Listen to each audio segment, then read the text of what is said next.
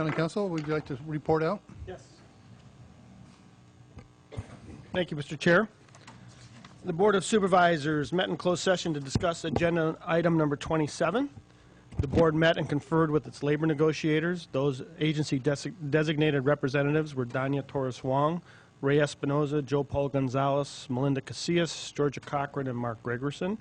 The employee organizations involved were Management Employee Group, Institutions Association, SEIU Local 521, the General Unit Employees, SEIU United Long-Term Care Workers, Local 6434, Law Enforcement Management, and the Deputy Sheriff's Association.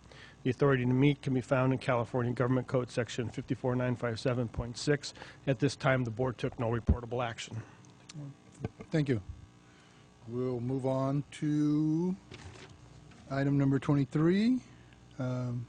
Ray? Thank you, Mr. Chair. Yes, this item number 23, is going to be presented to us by our interim planning director, Byron Turner, and this is going to be coming to your board to adopt the resolution for the inclusion of a measure on the June 3rd, 2014 San Benito County primary ballot to extend the abandoned vehicle abatement program. So again, we have Byron here to talk to you about that. So thank you. The abandoned vehicle abatement program makes up roughly 50% of the code enforcement budget that we utilize today. This item will place a measure on the upcoming ballot that will keep the abandoned vehicle abatement program in place for the next 10 years. Historically, this program has just been extended by the county. We did not have to go through the vote, but since Prop 26, and we can have Joe Paul here to explain that if necessary, it is now requiring a vote of the people. What this does is it adds a $1 to all $1 fee on all vehicles registered within the county is how the program is funded. So it is staff's recommendation that you adopt the attached resolution for the inclusion of a measure on the June 3rd, 2014 San Benito County primary ballot and extend the AVA program for a 10-year period, and discuss or delegate authority, if desired, to one or more board members to prepare an argument in favor of the proposed measure and or any rebuttal argument. Again, Joe Paul Gonzalez is here, as well as Barbara, to discuss it if you have questions beyond planning. Just one quick question. This $1 is already being collected, and we're just continuing it. So it's not a new tax. It's not a. That's what the ballot measure would request, that we continue collecting it. Yes. Okay. Just want to make that clear for the public. Any other questions of Byron? Any questions of any of the other staff members? Okay. I'll open it up to the public. Anybody from the public like to?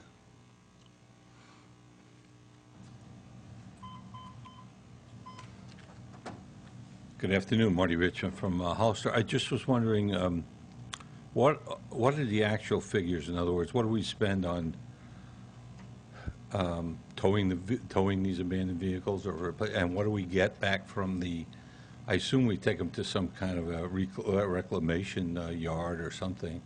So I just want the public to get some idea of how much money is involved in abandoning. When somebody abandons a vehicle, what kind of a financial burden they put on everybody else. I know it's $1 a car, and that appears to have covered it, but I just was curious if those were available. If they're not immediately available, I don't need them today. I'd be willing to take that information after the meeting, and even after today, just some other time in the future. Thank you. Is there anyone from staff that is prepared to answer that? Yeah. We could rephrase the question. Stacy just walked in. So the question is the cost to the county of an abandoned vehicle and what it costs to tow and how much we get back for it. On average. Good afternoon. We don't make anything back from the tow companies. Basically, it's a cost, a shared cost. So basically what we pay out, we get reimbursed from the state. If it were something that we were to gain some type of monetary gain from, then we'd probably lose part of that funding, and we'd have to declare that, which would reduce the amount that we got from the state program. But there's no additional cost. There are no additional costs. Anything that we get charged in excess, I believe it ends up being like $102 a car is what it factors out to, including staff time and so forth with it. So for example, if we ended up towing something like an oversized motorhome or something along those lines, if there was an additional cost from the tow company to use a specialized vehicle to tow that vehicle, then we would pay those fees, but then we would also put that in our budget to be reimbursed for. Yes. And Stacy, when is a vehicle considered abandoned? If there's a vehicle on somebody's property, you know, and they're obviously living in there, are those considered abandoned if they just sit there? The best way to look at an abandoned vehicle is something that is not street legal.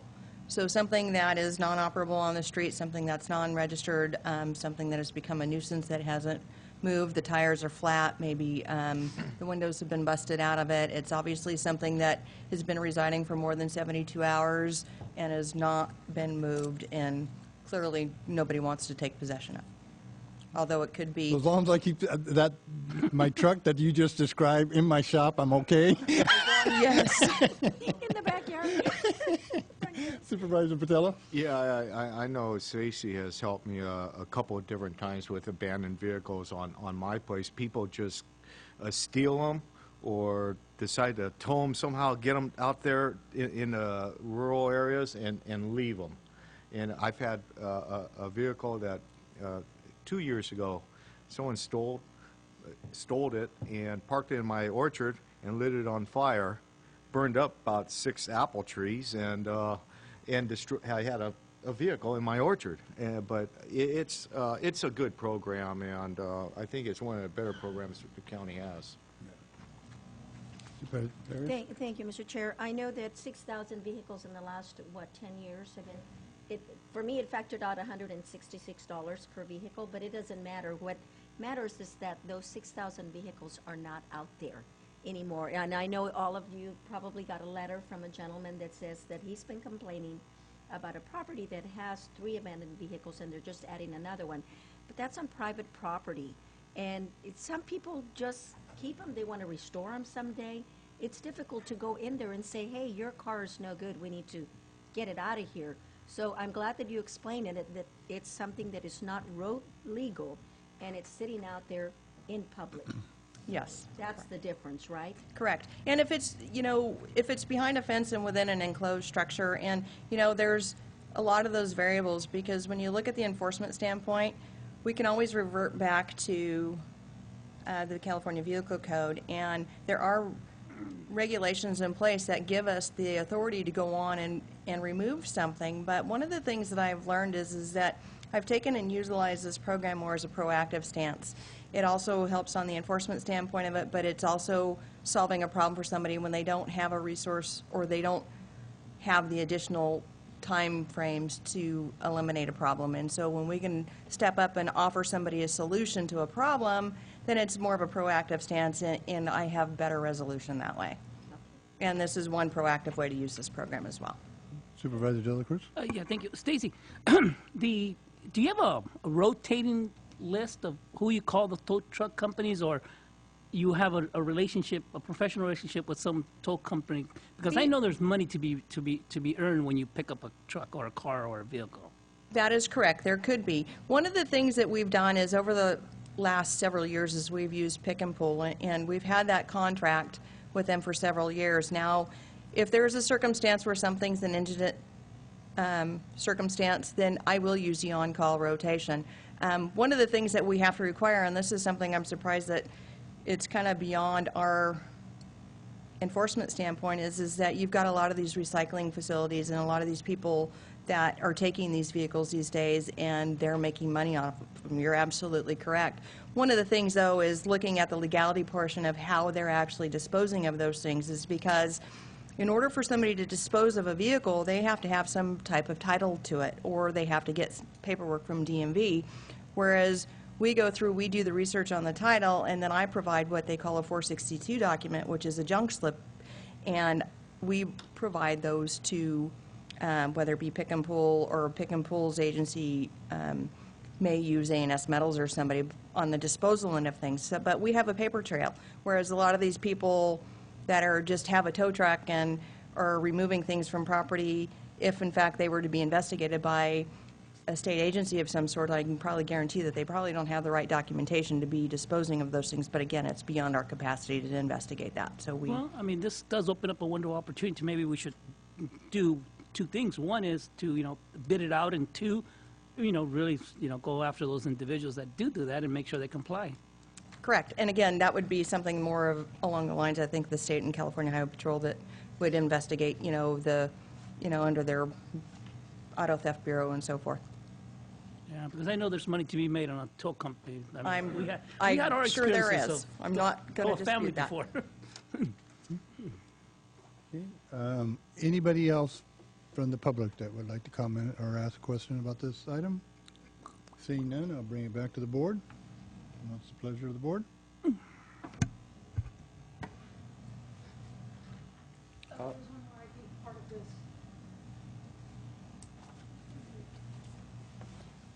The first part of this item was to adopt the resolution. The second part would be discuss and delegate authority for one or board members to prepare an argument in favor of the proposed measure and any rebuttal argument. There's a sample from one of the other counties, so that's just totally up to the board whether you want to have one board member or a couple board members do that.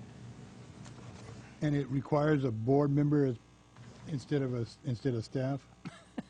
Yes, it probably would, because staff really shouldn't, because it's, I don't know, Okay. yeah, I'd have to okay. look at that carefully, but I know that other boards have done that argument and, before. All right, do we want to take these things one at a time? Sure. Mr. Chair, I make a motion that we adopt the attached resolution number for the inclusion of a measure on the June 3rd, 2014 San County primary ballot to extend the AVA program for a 10-year period. Second. Okay, I have a motion and a second. All those in favor? Aye. Those And- opposed? Passes 5-0. And the only reason I was hesitant about having staff is because there's a general prohibition about using staff to support measures. I know that this is a county measure, but it would be similar to the prohibitions about county staff actually advocating for like a general tax after it's been placed on the ballot. So do we need an ad hoc committee to, It's the pleasure of the board. so if I want to, ooh, I'm getting a glare from one of the members. If I wanted to establish an ad hoc, I could just name a couple board members? If that's, You included? Yeah. Yeah, what'd you put Anthony? He's had experience with those Well, things. your problem is that I'm a Republican. I'm not supposed to vote for, you be can be- supportive of tax increases. I'm sorry, Mr. Chair, Anthony could be human for once. May I ask a question before we proceed with that part of it, Mr. Chair? Can staff prepare a preliminary, a draft, so to speak, like, I think, Well, that's why and then the board whole members board can supported review yeah, it? that's why I put this in there. All you have to do is pretty much, I think, change the numbers and the dates.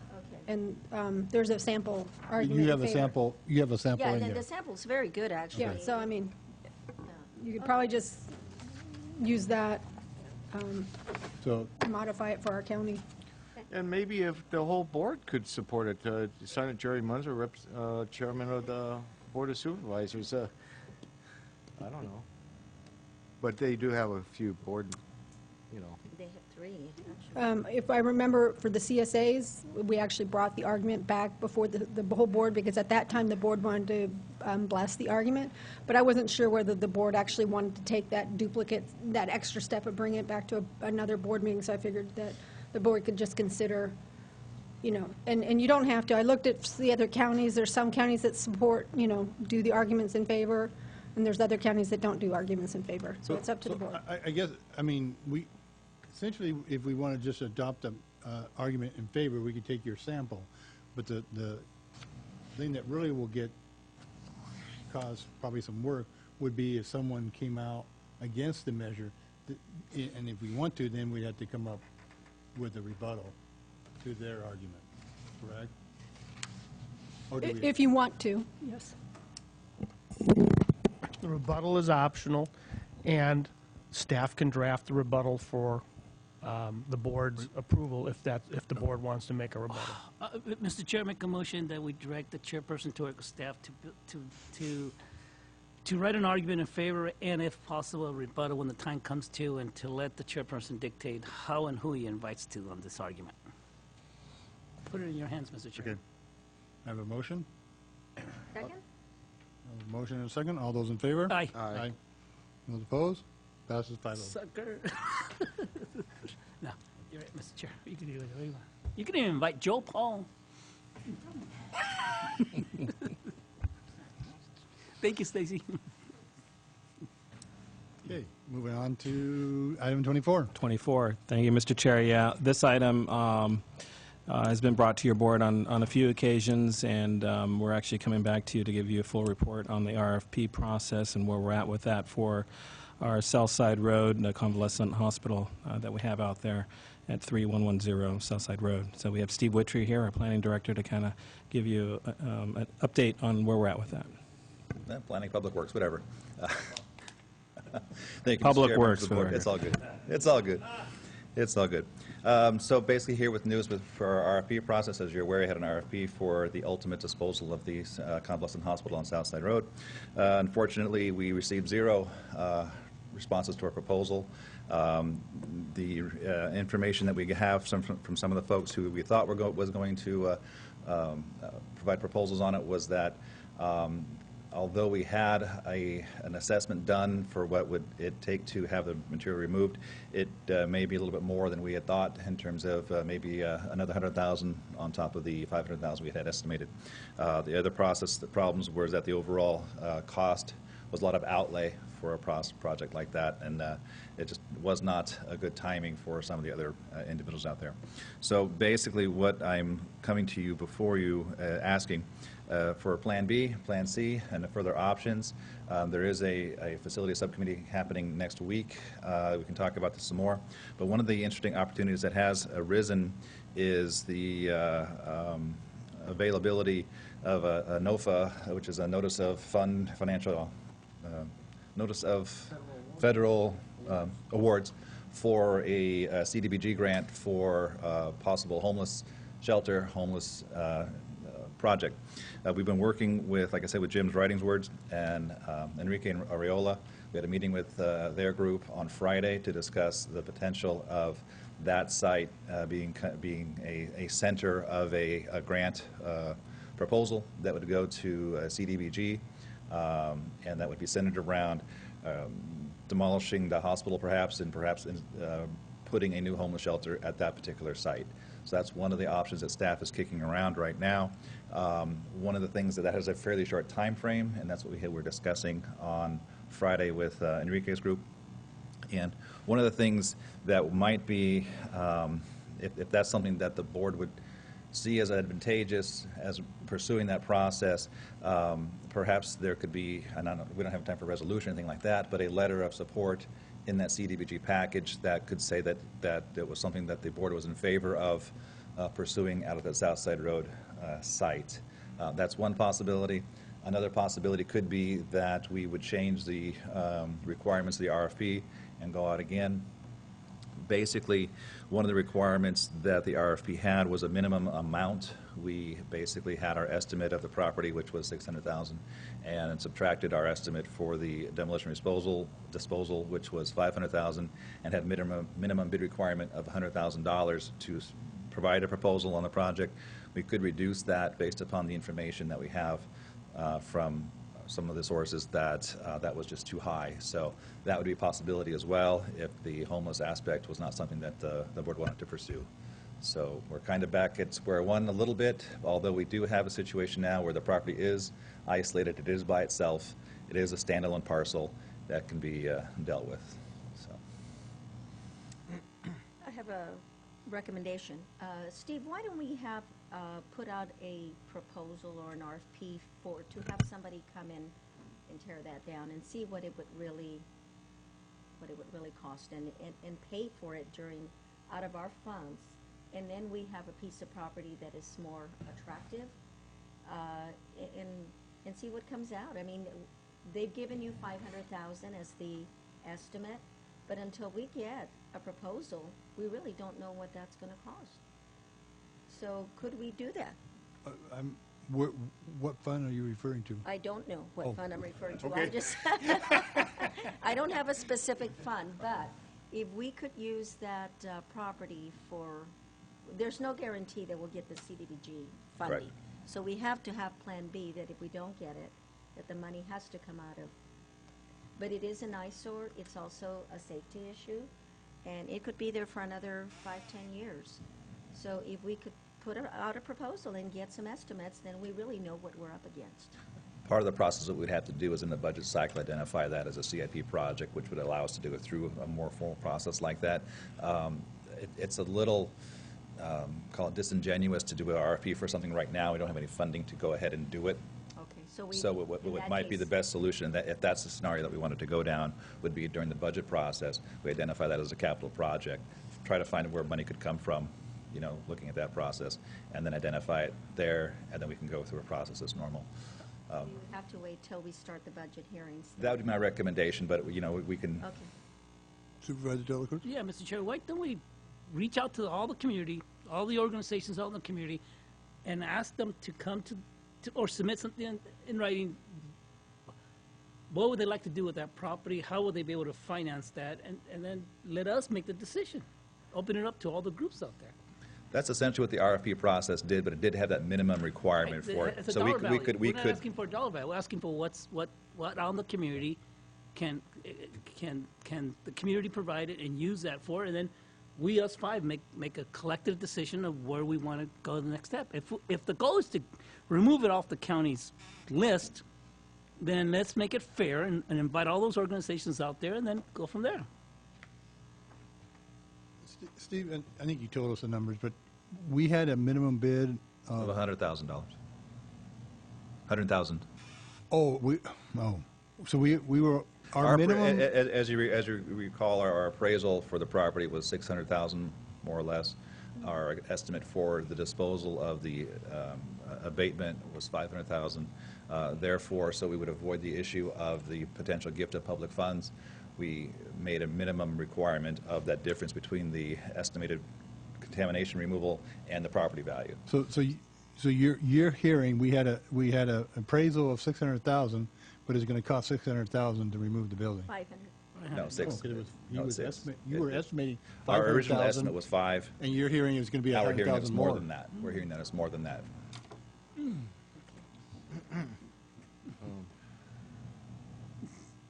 Mr. Chairman, Yes. I think,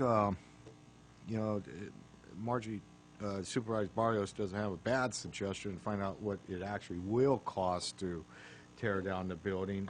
We still have an asset there. It is an eyesore. It's a safety issue.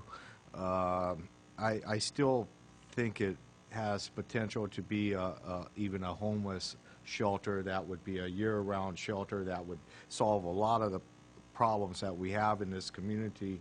I wouldn't mind exploring that on a parallel path of, seeing if some other realtor or somebody would take that on to put it on the market if there is any interest. But at the same time, I'd like to see if the homeless task coalition would be interested in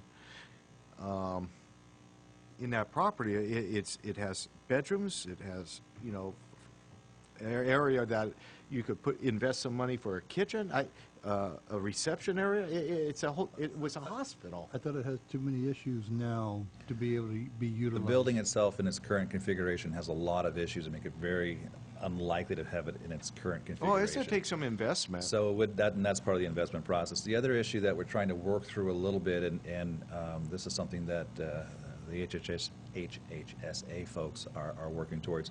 There is a law that requires, Megan's Law, that requires that offenders not reside closer than, I believe it's half a mile to a public school. The San Andreas Continuation High School is on the other side of the old planning offices over there. Now, there may be a way to have this work out if that's called transitional housing as opposed to a residential housing, so there may be a way to go through that area to try to have that. If it's not, call it a way to, a loophole, for lack of a better word, to site that homeless shelter there, they couldn't locate there because the homeless, some of them have issues that have been identified that they couldn't use those facilities if it was that close to a high school. So that's something that still is being vetted out, trying to determine if it actually is a viable site for the homeless, because it is within about 600 feet of that high school property. Well, Mr. Chair, it seems and it appears that the board has already made a decision. We're going to build some type of relationship with the Homeless Coalition. Is that my understanding? That's been the That's, plan. no, that's news to me. The second thing is that if we're going to go in that direction, then dump it from our liability right off the bat. That's their problem. That's the Homeless Coalition's problem. If they have individuals like that, if they have to face all the issues, give it to them, dump it, sell it to them for $1, keep it off of books. Why should we try to address these issues that has nothing to do with our original intention, which is make value to it or use it to something? Stay away from it. Let them, give the dean to them, let them worry about it. If they're willing to assume those risks, give it to them. Well, I don't think we made that determination that Well, we're going to give. that's No, what I've been hearing. that's That's you know, what I've been kind of what hearing. my thought was. Naturally, we wouldn't keep it.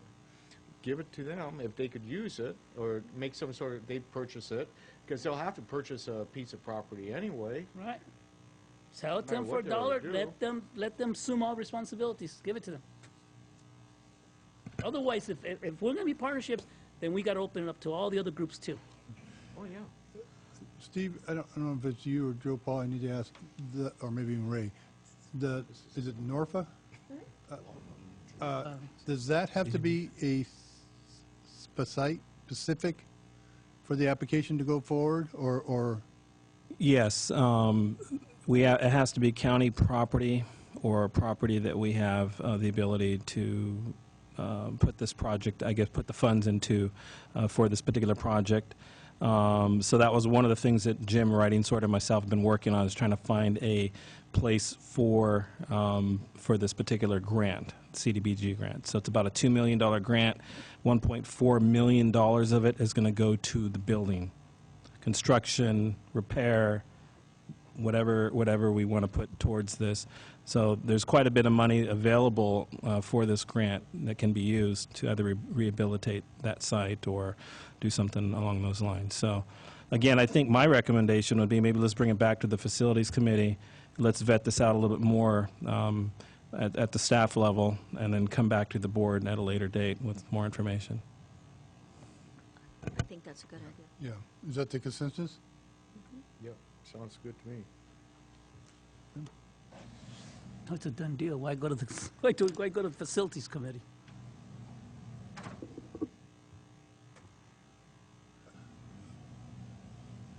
I think, yeah, no, I think consensus is to go ahead and send it back to the Facility Committee. I say no, but Okay. let's go ahead.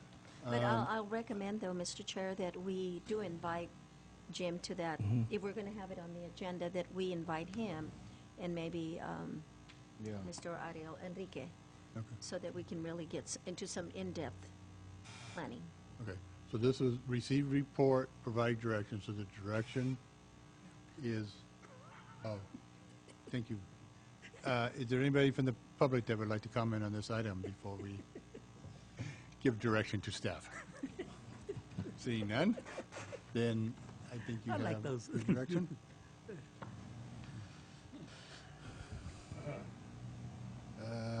Moving on to Shoot, maybe 3 o'clock. Item number 25, receive and accept mid-year financial review. Oh, the good stuff. Thank you, Mr. Chair.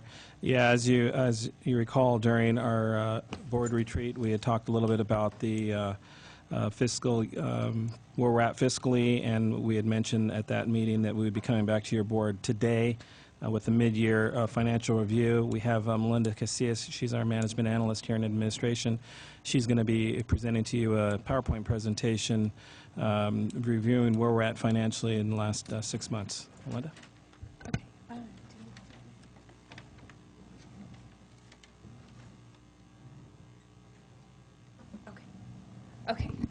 Good afternoon. So we're here to present the mid-year financial review. First of all, I should say that mid-year is actually December 31st, 2013. In an effort to give you a little more up-to-date information, most of this report is through January 31st, 2014. And that puts us at 58%, the 58% of the year, fiscal year for 13-14 is January 31st. So you won't see 50% as a target, you'll see 58% as a target. And the first two pages of the presentation are an overview of various funds that we have budgeted for. I should make a note that on page 2, I found a mistake on a mosquito abatement that's in your original original presentation. It originally had revenue of like $1 million. Obviously, there was a typo. It should be $106,000. So anyways, to go back to the first page, these are all the funds that we budgeted for the year except for capital projects. I don't have road projects and I don't have capital projects in here. It's a little too early in the year to be looking at capital projects because they're either just wrapping up from last year or starting for this year, and so that information can be kind of distorted. So I took those out and just presented the major funds that we budgeted for. So for example, in revenues we budgeted $34 million, around $34 million in the general fund, and as of January 31st, we've collected $13.5 million, which put us at 38%. And again, you would expect, that the target is 58%. So a little bit further in the presentation, I'll explain the 38%, whether it's really on target or not on target. And then the same with the general fund expenditures were around $35 million. And as of January 31st, we've expended almost $18 million, which is about 51% of our budget. I wasn't necessarily going to go through each of these funds unless there's something in particular that you want to take a look at.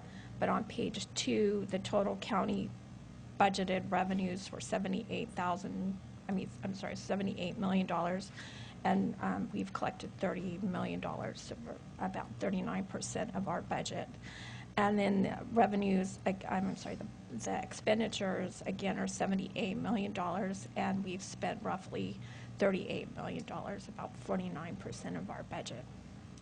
So as of now, it appears that we're on track with our revenues and our expenditures. Mr. Chair, I got a question. Yes. Before I go on to next. Mr. Chair? Matt, trying to be careful not to say, the ongoing negotiations, none of that has been adjusted in this budget, has it, I guess, Ray?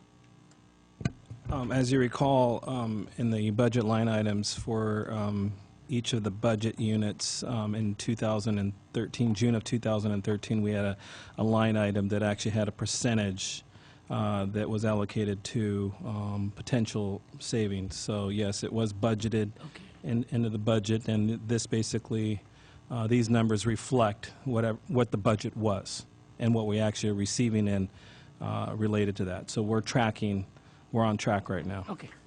All right. Thank you, Mr. Chair.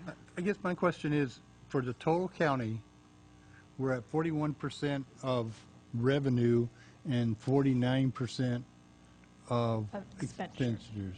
Is that about normal? Is that tracking okay? Yeah. Okay. So a little bit further on in the presentation, I have Okay. a kind of a trend. Okay, very good. Okay. So as you were talking about salaries, so as of January 31st, 2014, the total salaries and benefits, everything that we budgeted for salaries and benefits, we've expended 50%. and that does include what we budgeted for concessions. At this point in time, we're 58% through our budget year. So our salaries and benefits, the costs that we've actually spent, are 8% lower than we would anticipate at this point in time, so for a total of $20 million. And that's for all the funds, not necessarily for a particular fund. That's all the funds that we budgeted that have employees in them. Mr. Chair? The overtime in the sheriff's Linda? patrol, I'm sorry, go ahead. Mr. Chair? Yes. I'd like to add to that, if, when you look at that number, we're in the good. It's good and bad with that because we did budget for additional staffing. We just have not been able to fill those positions. A request from your board at our retreat was to bring you that information. So in a few more slides, we're actually going to share that information with you. But again, you know, with some of that skewness there is because some of the positions weren't filled. We just wanted to make sure the board was aware of that.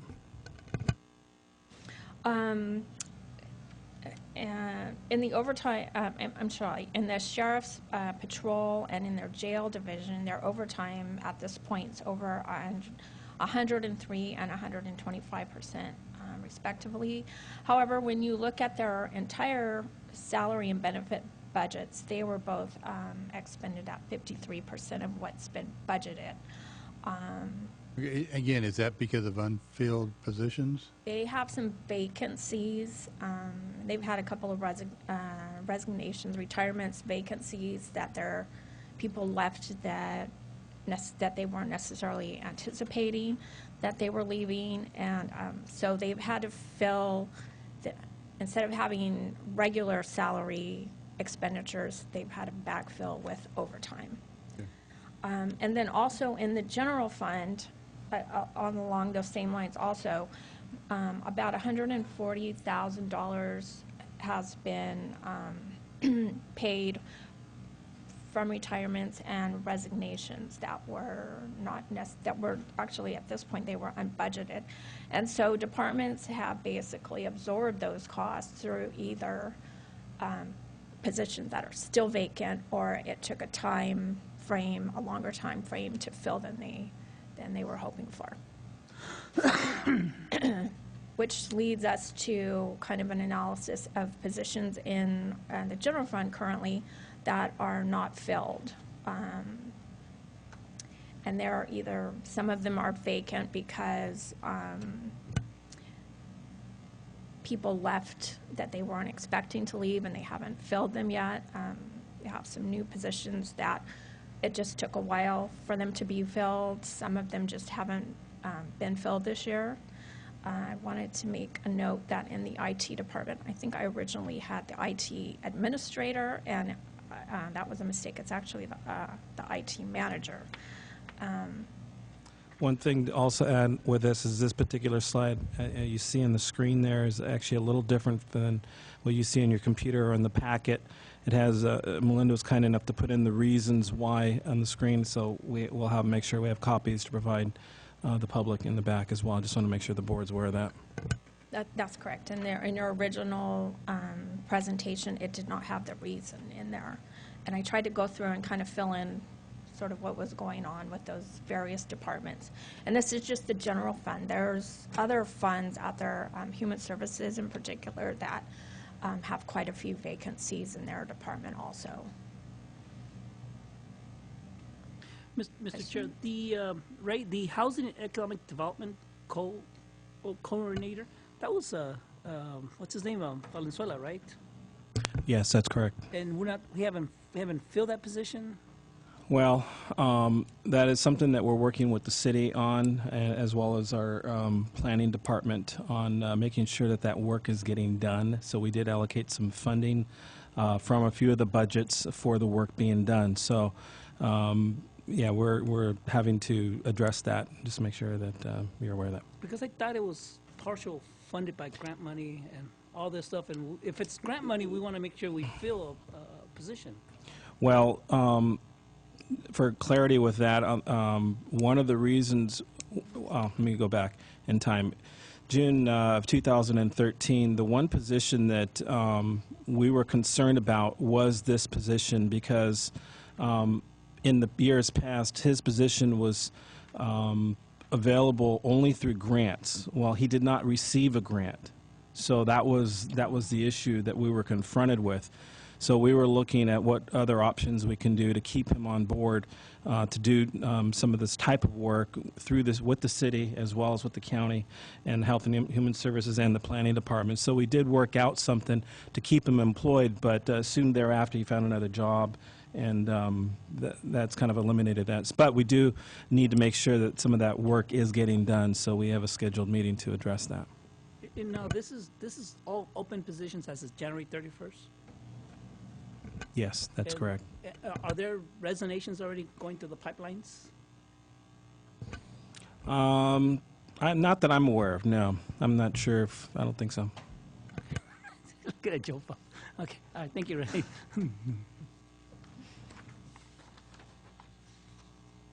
Okay, general fund contingencies. We originally adopted a budget of $1 million in general fund contingencies. We have a couple of items that are pending that need to be adjusted, corrected. In putting together the risk budget this year and moving all of the costs and revenues associated with that over into our new risk internal service fund. All the pieces were there in the general fund. However, we just didn't get all the T's crossed and the I's dotted exactly the way we should have. And so we're going to have to adjust general fund contingencies by about $375,000. On the plus side, as you recall, when we were doing the budget, the cost plan information came in right at the very end, and we were not able to get all of the cost plan information revenue in the correct, we weren't able to get all the cost plan information in. And so we're anticipating around $300,000 more in revenue than we originally anticipated. In December, your board took action to move $200,000 use $200,000 from contingencies for the general plan update, and so currently that leaves us a balance of around $800,000. Again, negotiations are still pending with all the various bargaining groups, and so the general fund contingencies may need to be adjusted. Mr. Chair, Yes. thank you. Ray or Joe, this risk reserve increase, that's a one-time deal, I imagine, right? Yes, it is. And Joe Paul, do you want to add to that? Yeah, this is a correction to the current year budget for risk management, and yeah, it's a one-time correction.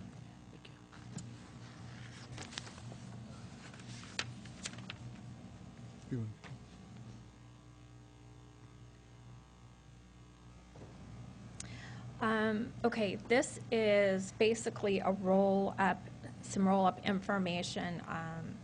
It's a 5-year trend of revenue. So for the general fund, the 5-year average for revenue received at this point in time is 31%, and the general fund is currently at 38%. So I put a little mark next to the ones that were above the trend, where we were for the last 5 years. Actually, So as you can see, there was quite a few. just for clarity on that, so you got to remember, it's over the last 5 years. Each one of those years, what we've done is taken a snapshot where we're at today with this mid-year report, and the average was 31%. So we're above by about 6%, I believe, above what the average is for all the last 5 years. Does that contribute to? There's a lot of variables. We're actually have Tom, we have our treasurer here, our assessor, where they're going to go ahead and give a small presentation on trending and where we're at, and some of the reasons probably why we're at where we're at. Melinda probably can, there's savings from the salaries that we haven't backfilled the position. So there's the accumulation of a few things. We've increased a little bit more on taxes. So I think a combination of all those things, well, it's not really that, but taxes and other things coming in has just increased. So I think those are the numbers, why we receive a higher number. Yeah, basically, a 5-year trend. I think what it's showing us is that our revenues are beginning to increase over from the last 5-year history. And this next slide, which is economic indicators, as Ray said, we've invited a couple of department heads to come up and give a small presentation to kind of say what's going on in their office. The state and various counties are saying, that the outlook, the economic outlook is looking better than it has since the recession in 2007. And so we wanted those departments to kind of give you a little indication as to what they're seeing in their department. Is their workload increasing? Are their revenues increasing? We see a trend that revenues, not by any leaps and bounds, but we do see that revenue seems to be increasing, especially ones that are tied to the economy. Property taxes, building permits, items linked to sales tax. If there's a 0.5% sales tax attached to, sales tax, like if you go to Target and there's a 0.5% sales tax attached to that, are those increasing? It's just the economy. Are people spending more money than they were in the last couple of years? And then also interest. Do we see any movement in interest? That kind of thing. So anyways, we've asked a couple of departments to come and give a short presentation. And the first department is the assessor. And so they're just going to give you a little indication of what they see going on in their department. Supervisor Barris. Thank you very much. What I would like to see this in the future, if you could, is you have a 5-year average with a little check mark if that happens to be above, but we should be concerned with things that are below. If you could, instead of making an above column, put down 1231 or 131.13, so that, and with the numbers, so that we can actually look at them right next to each other. If you could do that instead of a The check 5 mark. years? No, you have a 5-year yeah. average. Okay. And then on the next column that you titled above, instead put this year that you're presenting, which is 131.14, right? Okay. And Okay. put 131.14 and put those numbers Okay. next to it. Then we'll be able to see whether it's above or below. And I think it will give us a better, because I keep moving back up to see which ones are way below. And it would be better if they were right next to it and I could see that. Okay. Does that make sense? Yeah. If not, call Yeah. me, I'll give you an explanation. Do Yeah. you understand what I Yeah. mean on that? It would really be yes. much easier. We'll be able to see the number. We'll be able to see the number Okay. side by side.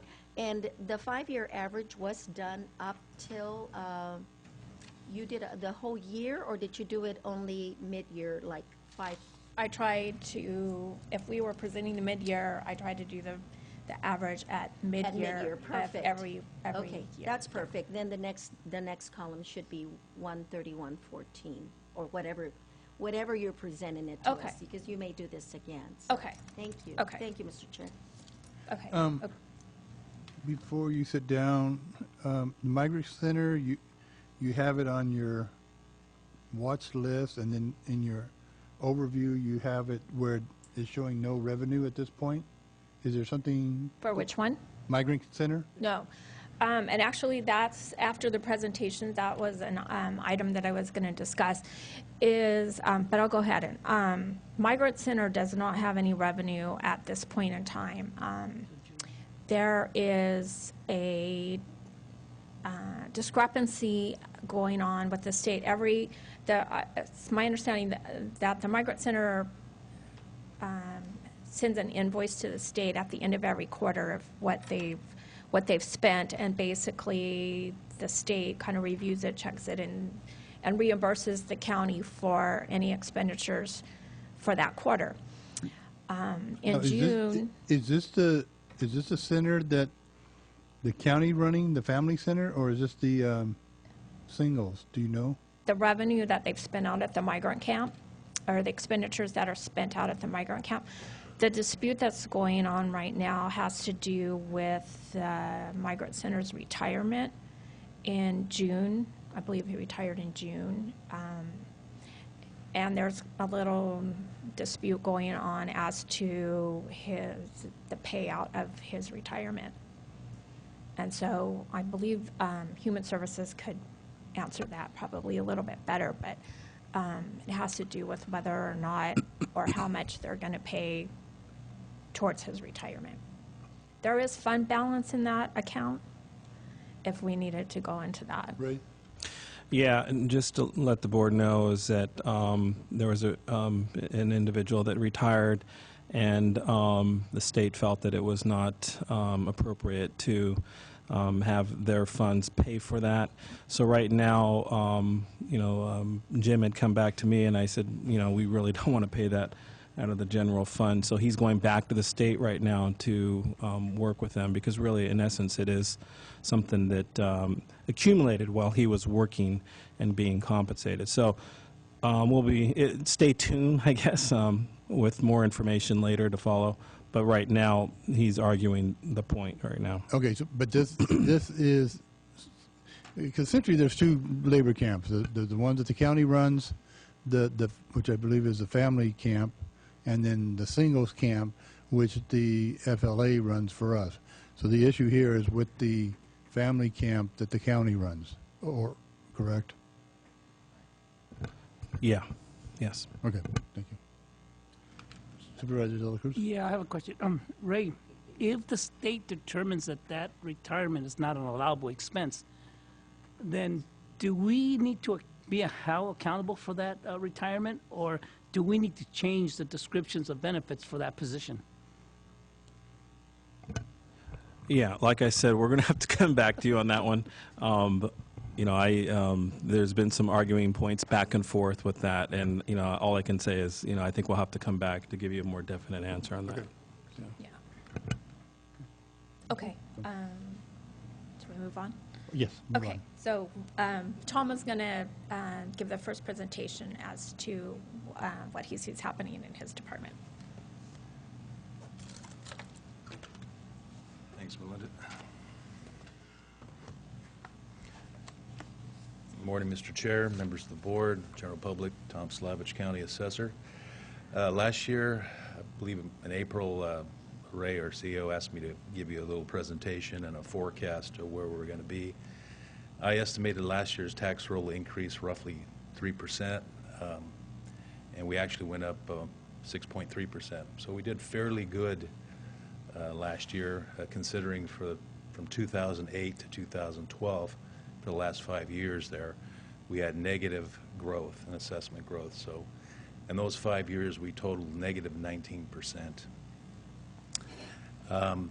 This year, we got some positive factors going for us. Home values since January 2013 to January 2014 have increased roughly anywhere from 25 to 30% in the county. So that's very good news, and that's one of the factors that goes into the assessment growth. We also have our Prop 8 assessments. Last year, at the beginning of the fiscal year, we had 7,200 Prop 8s, and when we closed the roll July 2013, we had 5,500 assessments. And those are the properties where we reduced the values based on the fact that the fair market value was actually less than the Prop 13 value. This year, we're estimating that number is going to drop down to under 3,000 properties. We're going to look at all 5,500 properties and value each one, but our estimate is under 3,000 left when we close the fiscal year. So that's also good news. The other factor, new construction. New construction this year, a lot more houses being built, new developments coming in. That's going to be another big factor, positive factor, and there's more developments laying ahead. Williams Neck values also increase in those values as well. The capitalization rate dropped, which means the actual values are going to be going up in the Williams Neck properties. Supplemental assessments, seeing positive growth there. Very few negative supplementals, maybe less than 5% in total. Business personal property. Business personal property last year went up about 12%, and this year we also see another pretty good increase in that sector of property valuation.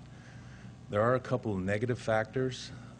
Prop 13 inflation factor, that's the CPI, and typically goes up about 2% a year. This year, the CPI for California is going to be less than 0.5%. So there's about 12,000 properties affected. Those properties typically go up 2% a year. Those properties will only go up 0.5% a year. The last factor is our workload in the assessor's office has been increasing steadily. We have probably 700 building permits that were behind in getting the work done, so that's going to have a negative factor on the total. So based on all this data, you know, realistically, the assessment roll this year could go up as high as 9%.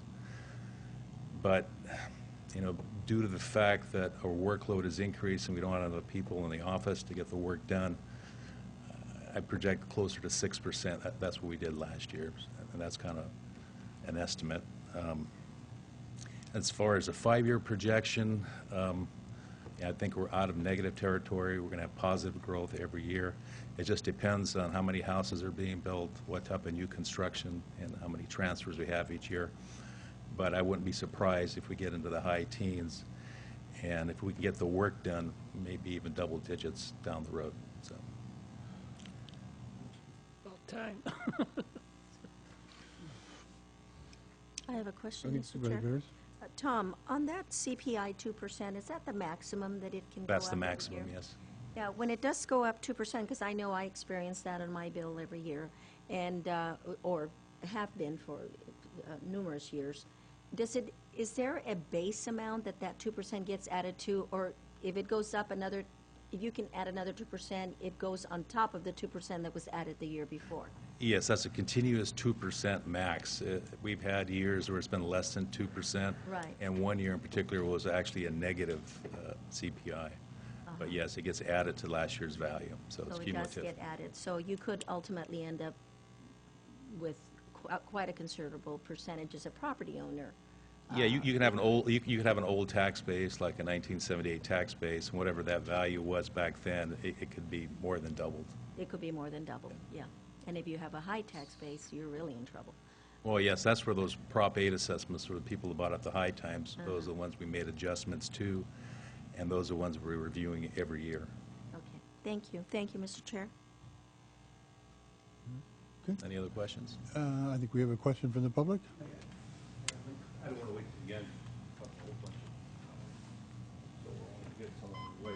First of all, on the earlier presentation on the budget, I just, I don't want to make work for anybody, but you know, since you have so many vacancies, and that could be a lot of money, you might want to ask your finance people to do a phantom budget as if those vacancies were filled and you were paying what you think you're going to have to pay for the people and what you'd have to pay for the benefits, and then look at your budget and see where you'd actually be if we had hired those people. Of course, they have to adjust down the overtime, the extra overtime that was put in. That's one thing I'd like, you understand what I'm talking about, a little phantom? And that might tell you a better way where really you are, because now if I had a few vacancies, I wouldn't suggest this, but you've really got a load, and it's worth a lot of money. Second thing is, I'd like to write on Tom's nickel here about building for permits. I think it's self-defeating not to have enough help. I understand your problem with employment and benefits. Boy, I understand it. But building permits, you get whacked about 3 times if you don't get the building permits out. First of all, property doesn't get all the employment. There's no employment. People are not employed to build anything, so you lose all that, whatever that's going to be. Then you lose all the, you know, if the property's late being built, then you lose the assessment value of it coming up. And I think a fair look at most building permits would show that, boy, if there's one thing you want to get through the system, it's building permits, okay? Especially when things are hot. And you know, people, I understand we're not waiting years, but I know there's some projects we had in the city that they stalled around so long that eventually everything got cooled off, and finally you said to the guy, we're ready to go, and they said, well, we're leaving, okay? We're not ready to go.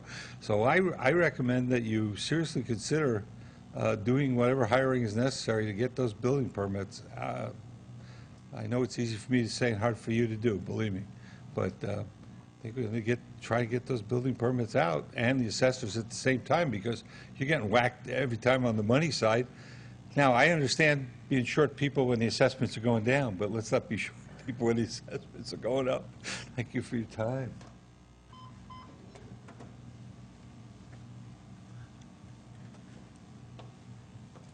You owe me that $1. Okay, I'll give you that $1 later. Any other questions I can answer? I think we're good, Tom. Thank you. Good.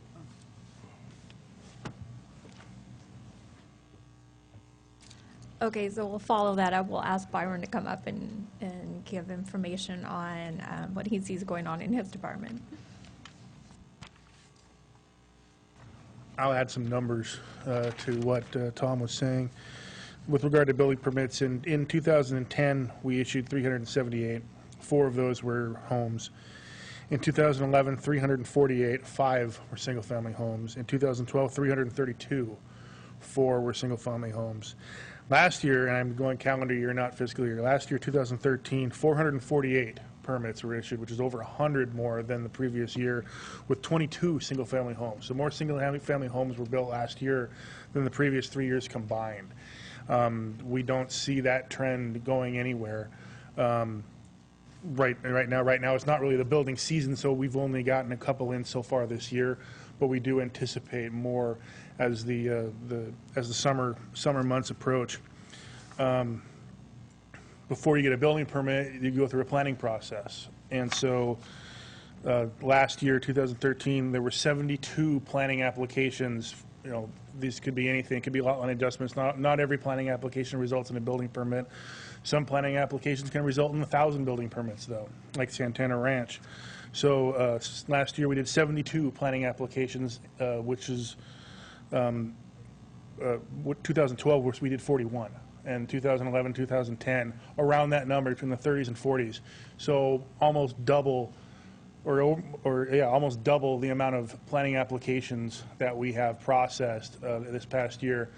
Now that is with the staff being reduced by 2/3 from 2010 to 2013. So I don't need to say that, yeah, we are at capacity as far as our ability to process.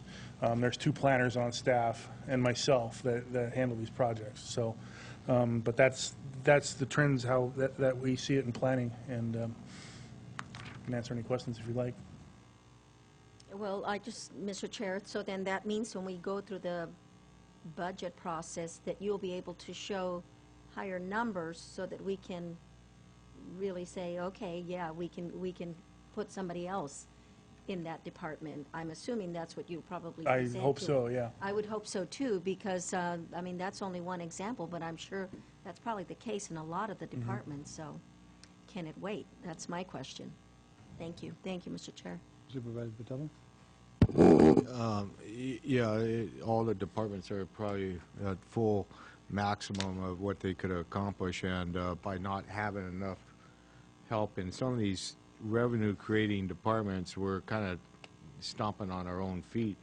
And hopefully we could address some of this in the next budget year, and things are kind of looking where we can. I think we. Like I said, there's a lot of work that we have to get accomplished too to accommodate this growth.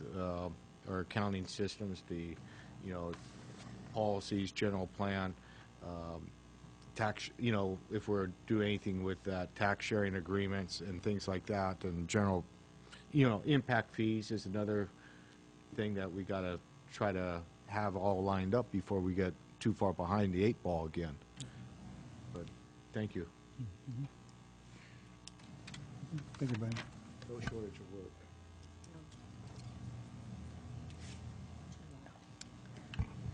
Okay, then we'd like to ask Mary Lou to comment on collections and property taxes, and also anything that she sees on the treasurer's side as far as interest or money being put in, how much money is in the pool and that kind of thing too. Thanks, Melinda. Good afternoon.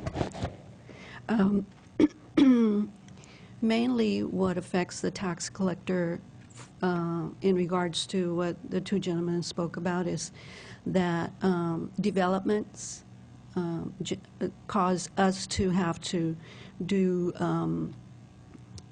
some extra work, like for lot line adjustments and developments, because what we do is we estimate the taxes. We have to calculate what they need to pay ahead of time, because we have a bond, more or less. It's not a real bond, but we collect ahead of time. So we have to make estimates for the upcoming year and collect those taxes and put them away. So that's how those projects affect us. And when you talk about staffing, well, if you're going to put new staff to generate all that work, we're going to need it too. It's just, it's one of those vicious circles, and we need it too, because it does impact us. Anyway, so based on the assessor's projections, revenue collection of property tax will increase or decrease depending on how many new assessments the assessor will have, and corrected bills, because I can't really say unless I have numbers of the assessments that are going to be affected. But of course, if revenue increases because of new assessments, we're going to be collecting more, and vice versa. So if the assessor moves valuations up or down, and corrected bills will be generated, and adjustments will not be done during the annual process of the next year's new bills, that's when it affects the tax collector.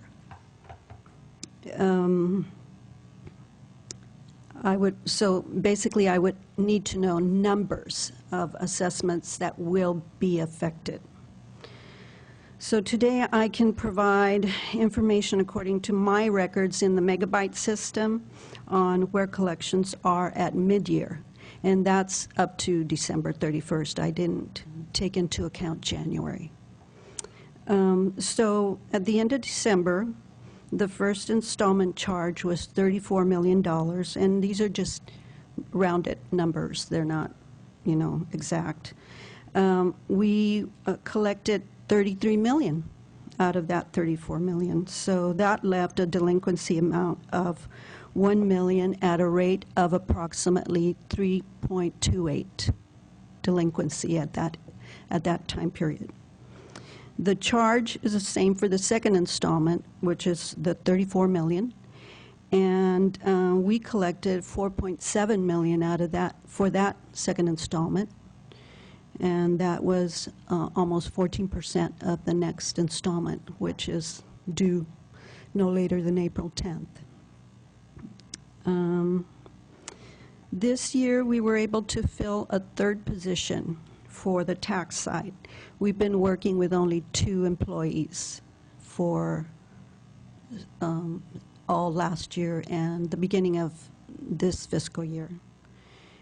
But because of the recruitment process, this position did not get filled until December 9th.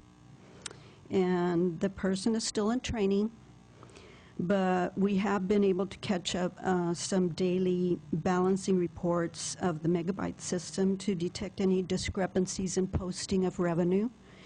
and she has started the process for the future tax sale for tax defaulted property, which has been behind for 3 years already. Last sale was in 2011. And then we have not yet established the future tax sale date yet. The next major assignment that we will give her is personal property taxes, and most likely that won't start till the last quarter. As Supervisor Botello mentioned earlier, departments, including this department, are overburdened and working with very few staff. So progress will be slow in getting the department where it's supposed to be on the in the tax collector's office.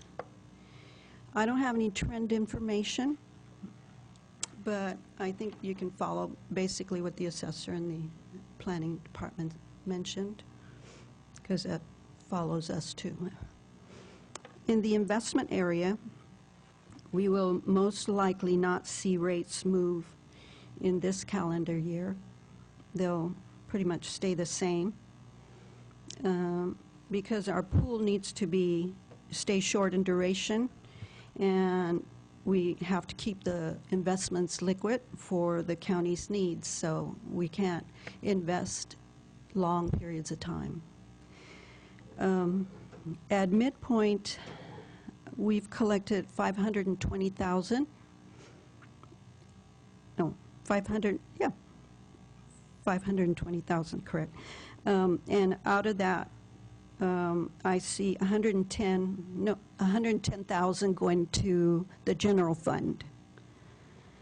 And I also see that we will have, we've already collected about 143 million for treasury cost fees, but those just cover what the operation costs for the treasurer.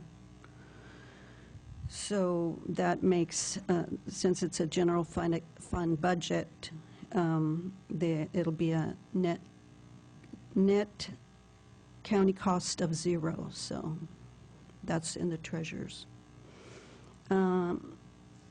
If you watch the stock market, the Dow is at about 16,000 or a little bit over, and some rates move with the stock market, but there are generally the long-term rates of bonds like 10-year and 30-year. So we don't purchase anything for that duration, so the lower term, short-term investments is more what we have in our pool, and we cannot go beyond 5 years. So rates for those lower durations are not moving much. So they'll probably stay the same through this calendar year. Any questions? Mary Lou, in the better times, were you able to go longer term investment, or are you always pretty much limited? To 5 years, yes. You're pretty much always limited to 5 years. Mm-hmm. Yes. Good times or bad times, doesn't matter. That's the legal requirement, isn't it? I mean, we can't go over 5 unless the board decides that they want to do a longer-term investment, and that's not, it doesn't make sense right now. Well, no, I understand that. I just wondering if go out that long. Yeah, okay. Any other questions? Yeah. Supervisor De La Cruz? Thank you, Mary Lou. Thank you for the information. Mm-hmm. Unless I got this wrong, I'm looking at my Schedule 6, which is the sources of income, and I see it, unless we changed it, Ray or Joe, the recommended interest earned for the year will be $225,000. The recommended what? The recommended interest earned off our pool money. That might be for the full year? The full year, yes, full ma'am. fiscal year. Mm-hmm. And you said December 31st was how much? 100 and... 110. Oh, you're on schedule. Right on target, pretty much. Thank you. On estimates. Anyone from the public have any questions? Seeing none? Thank you, Mary Lou. Thank you.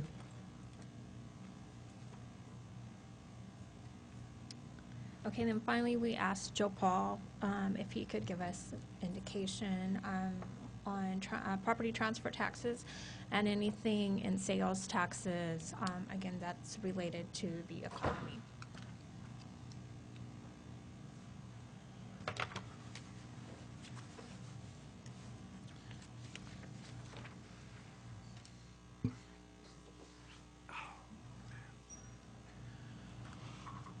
I put together a one-page handout doing a comparative of documentary transfer tax from year 2007-8, fiscal year 2007-8 to current.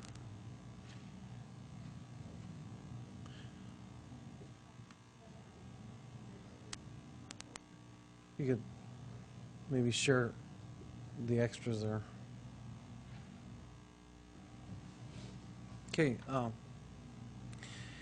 so in 2007-8, our documentary transfer tax, which is 55 cents on every $500 of value that's being transferred, or $1.10 per thousand of value. That's the rate of the documentary transfer tax. And this is on properties that transfer in the recorder's office. So in 2007-8, which is the high year, we recorded $313,000 in documentary transfer tax. The following year, we dropped 22% to $244,000. That's when kind of the bottom fell out of the market. And there were negative numbers every year up until 11-12. We recovered some of the loss that we'd seen the previous 3 years, and we were at $282,000, but still, lower than the 313 high in 2007-8. In 12-13, we actually saw a little decrease from the 11-12 year. If you look at the line below it, the total documentary transfer tax transactions, you could see that there were only 176 transactions in 2007-8, but those were market values were very inflated. And you can see that the number of transactions is increasing every year.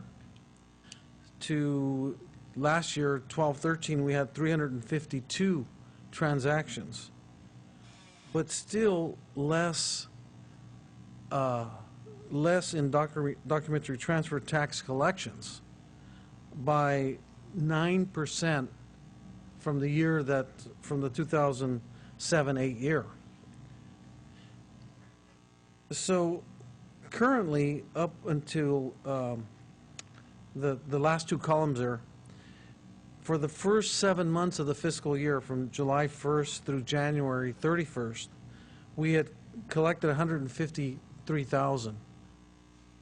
And in this fiscal year, we've collected 195,000. So we're about 28% higher. So you can see that the rate is starting to accelerate for the collections of transfer tax, even though the number of transactions is actually less. So this really complements what our assessor talked about, where he said, hey, assessed values are increasing substantially, while those values, those market values, are being translated in the transfers of tax, transfers of properties and the taxes associated with that.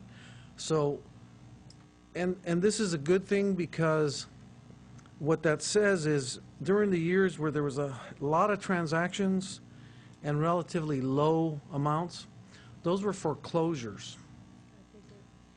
where we were going through a lot of transactions, a lot of recordings, but at bargain basement prices. So we weren't seeing, a lot in terms of collections of documentary transfer taxes. The last line there, the transit occupancy tax, in 2007-8, about 86,000. In last year was 92,000.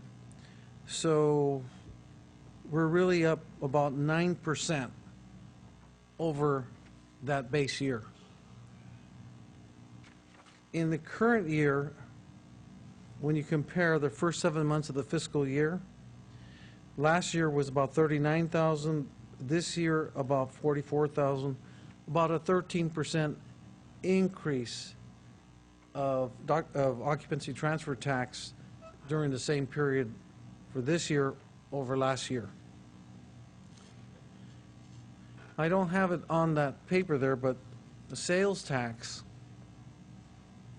we collected in 2010-11 1.26 million in sales tax in 2010-11. The following year, we had about a 10% increase in sales tax. And 12-13, we increased another 9% in sales tax. So we're about 1.5 million last year. This year, a little bit, so far, it's kind of hard to say because our second quarter of sales taxes has not posted in this year. So it's, you're not really comparing apples to apples. But last year, we had collected 829,000 this time last year. And so far, we've collected 587,000 Or half of that this time. period. Yeah, so my suspicion is that sales taxes, the second quarter of the fiscal year has not been posted, So it's hard to say, but we do know that from the last 2 years that we've seen an increase in sales taxes, almost 20% just in the last 2 years. So that and sales tax is basically a leading indicator of what the economy's doing.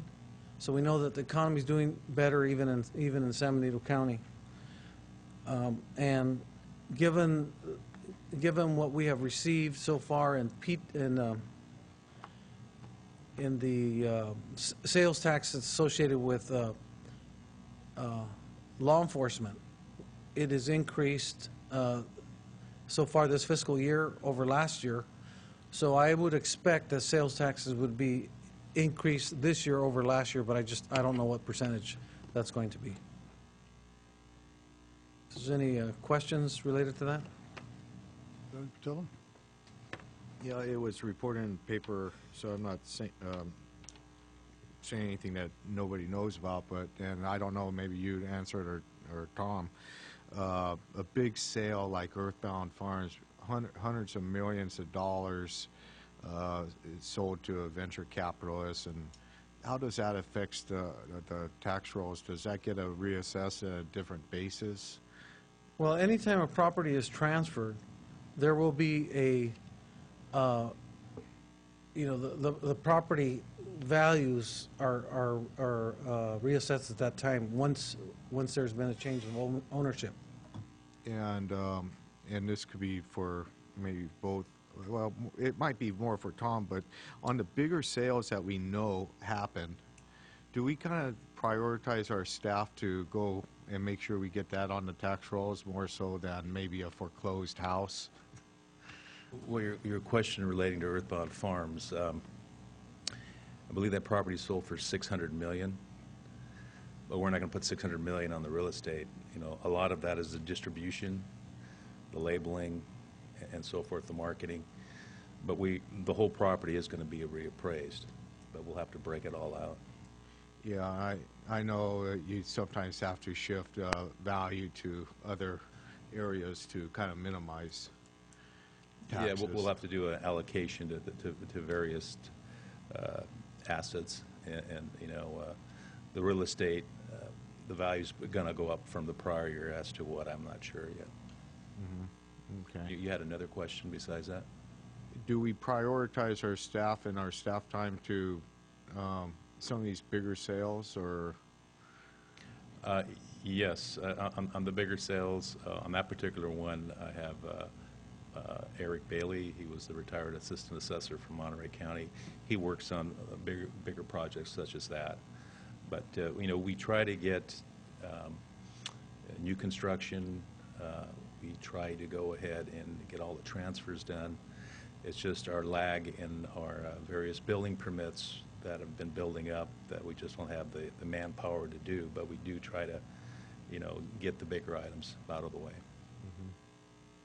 Thank you. I said that the sales tax was a leading indicator. No, it's a lagging indicator of how the economy's doing, because, after we receive it, we see what happened. Any other questions for Joe Paul? Any questions from the public for Joe Paul? Mary Lou, do you?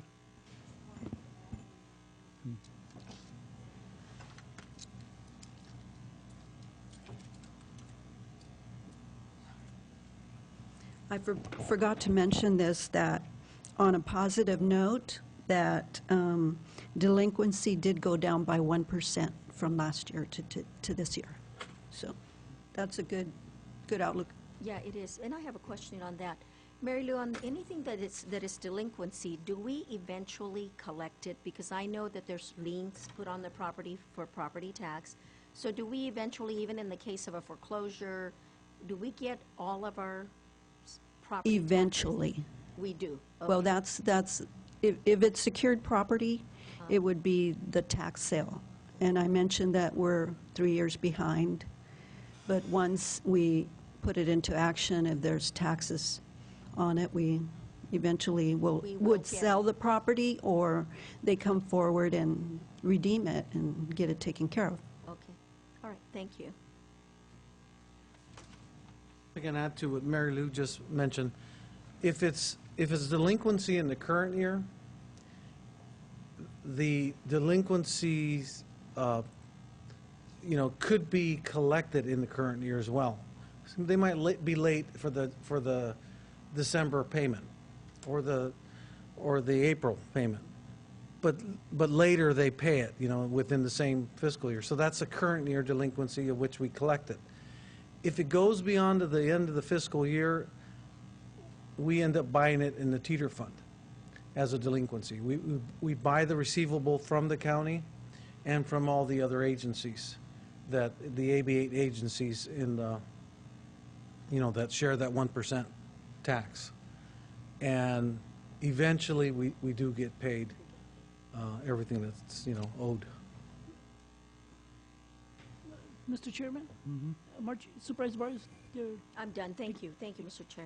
Joe, it might be a dumb question. Is that a discount rate that we get back, or is it a full cost that we get back? Well, remember, the teeter operates outside of, really it's kind of outside of the county. And we buy the receivable at the full price. Whatever the county's supposed to receive, the county gets 100% of its taxes. The teeter buys it knowing that we're going to charge 18% on that receivable. So, it's a good business. Oh, yeah. Oh, yeah. Oh, yeah. That's a discount. It's just like fracking out the ARs. Linda?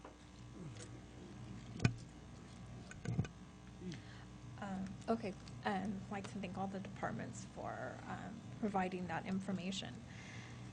And then finally, there are some things that were kind of on our radar that we're keeping track of too.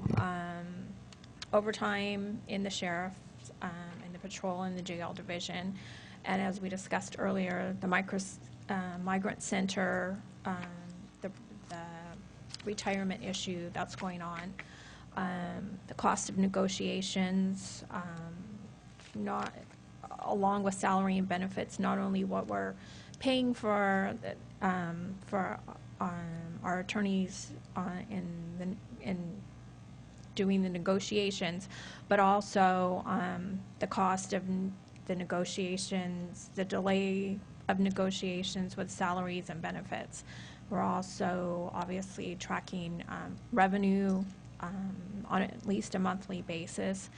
And then we have a budget in the general fund that's called Aid to Indigents. We normally budget $5,000 for that.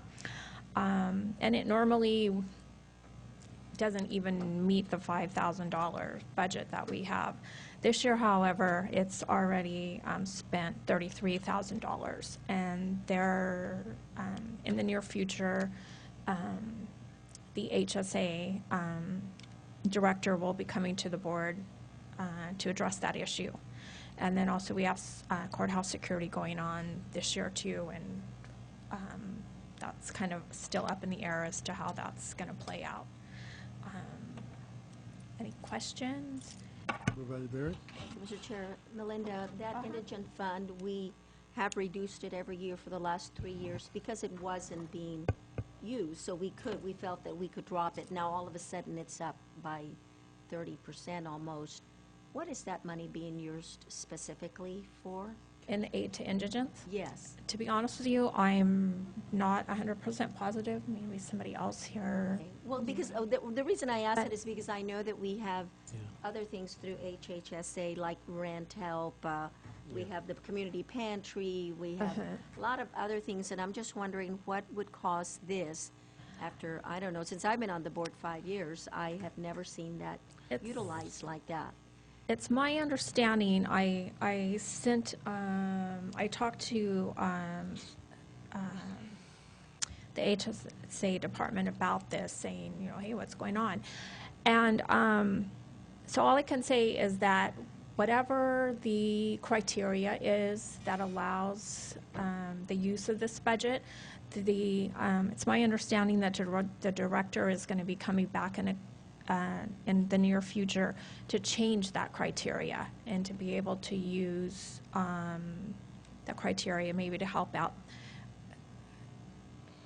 to provide that funding through another source. Probably through their department rather than this, because it almost sounds like there's no control, and that number could be 100,000, and then we're really in.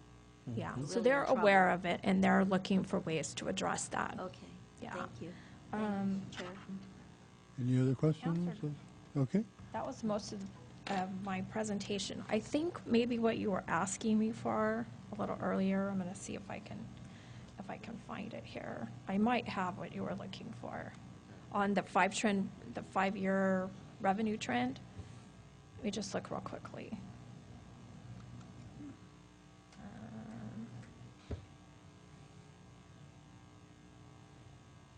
There's a whole lot of analysis that went into providing this, but is this kind of what you're looking for? This shows, the 5-year average. Let me highlight that column. Oops. Here's the 5-year. These are the 5 years that go into putting together this column. And then this was as of December 31st. Show you what currently where we are in the 5-year average. Melinda, can you do me a favor and maybe print that out, and we'll leave some copies in the back and we'll hand it out to the board so they can see it, because unless I have some big glasses, I can't see that. Okay, so this basically shows each year what the average was at December 31st. For the 5-year column, right? And then the 5-year averages those previous 5 years, and then we have the current at December 31st, what the current percentage was. Yeah. Okay. That would be fine. All right. Thank you very much. Okay. We're ready to move on to Yeah. item 26, the Yeah, thank you, Mr. Ch- 2013 year-end report. Yeah, I'm going to go ahead and set up at the podium. I want to first thank the department heads for helping out with that presentation. I think it was a very informative and good presentation, kind of giving us an outlook of where we're going to be at in the next year. Thank you. Do you know how to get rid of this? Should just, oh, here we go. Okay. Do you need 5 minutes to set up? Do you need 5 minutes to set up? Of course he needs 5 minutes. We'll take a 5-minute break.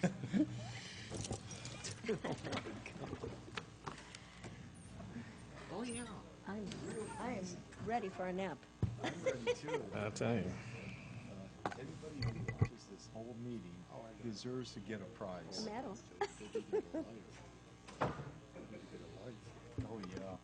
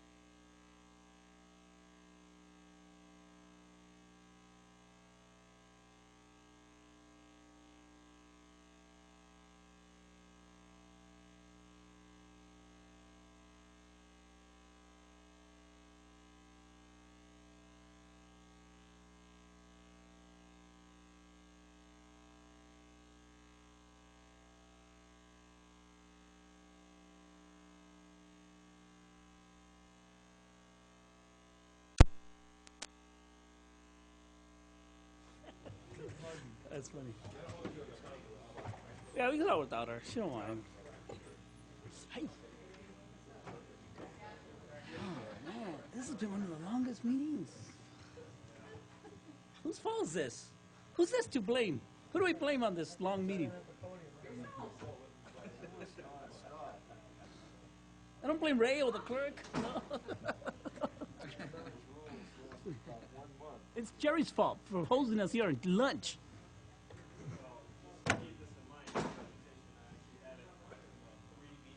Yes, he did. Yeah, we were trying to get it so it wouldn't be at 4 o'clock. Yeah, it wouldn't be 4 o'clock anyway. It's Every 4 chairman o'clock. comes to a position, neutral position from a good and bad chairman. Today there's been some on the bad side. Well, thank you all for coming. Thank you. Good afternoon, board.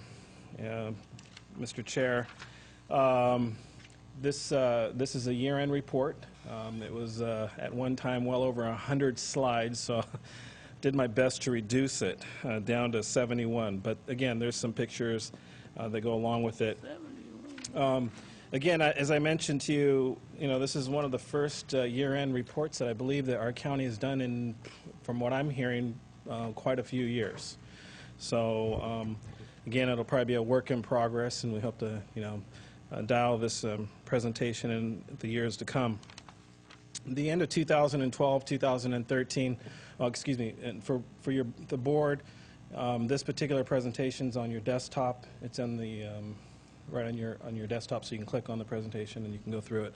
Presentations are in the back for those of you that don't have a computer. You can go ahead and look at it through the PowerPoint presentation printed out for you. At the end of 2012, beginning of 2013, there were a lot of questions. Many questions, question marks. Were there going to be layoffs? In 2012, we had 100 employees, approximately 100 employees that were laid off. There were a lot of question marks, like I said. Was there going to be more reduction in hours for the many offices that have reduced hours? We saw multiple leadership roles go vacant or were vacant in 2013. We had the CIO position, the CPO, Chief Probation Officer, Director of Nursing, Health and Human Services Director, the Planning Director, Director of the Vet Services, Director of CSS, and so on. There's quite a few other positions that were vacant in 2013. And some of the questions that were being asked was, who's going to leave the county out of the fiscal issues that we have? What are we, how are we going to deal with our pension and our OPEB problem that we've heard from the podium over and over again, kicking the can down the road? During the budget hearings, were we going to have a week or 2 week budget hearing process? That was another question that was asked. How are we going to handle negotiations in the very beginning of the year? That was another question that was asked. What about fire service? Were we going to consolidate fire services? Were we going to be able to have better service for our county without having to break the bank, so to speak? Yeah, so there were definitely a lot of questions in 2013, but I'm happy to say that there were no layoffs. We had stopped furloughs, allowed step increases for those employees that qualified. We also built the budget, as you just saw, with dealing with the fiscal issues as well.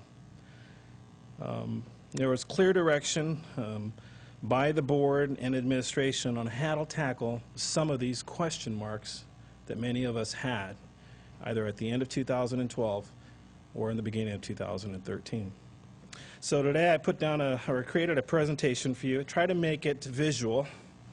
Like I said, it's a work in progress. Hopefully next year we'll have more of a video type, but there is some video in here that you can click on and look. The agenda is going to be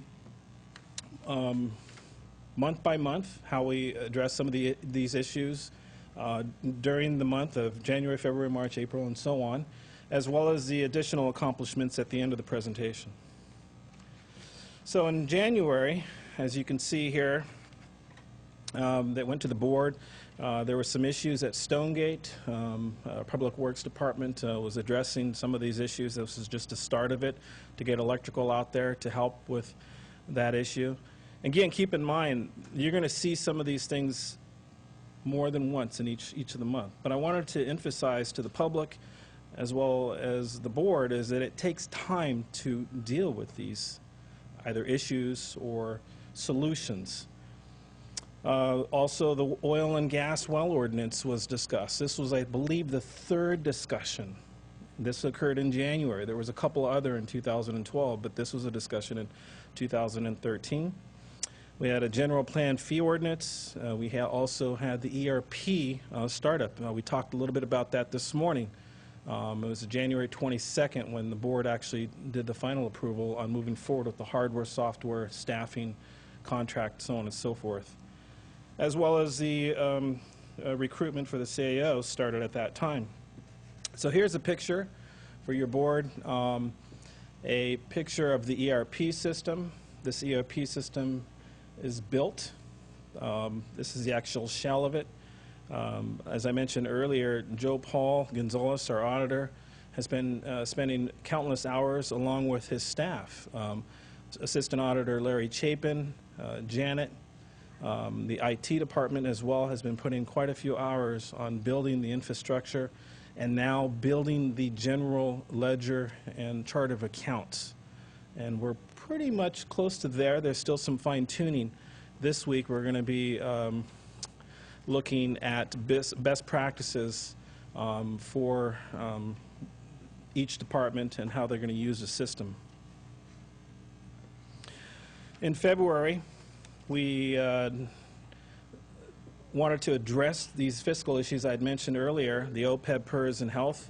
So we came to your board and we hired Turner Consulting to look at how we can resolve these issues. And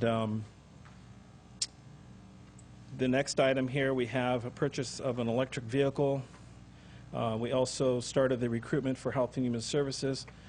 And then another big one is down in South County, District 4, where the Pinnacles National Park, there was the actual ribbon cutting ceremony that occurred in February.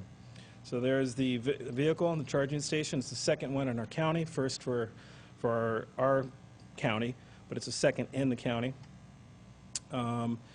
The next picture here we have is the actual ceremony at the Pinnacles National Park. We have Sam Farr there, and him actually giving a presentation.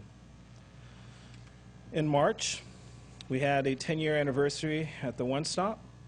We also approved the contract between the Homeless Coalition and San Benito County.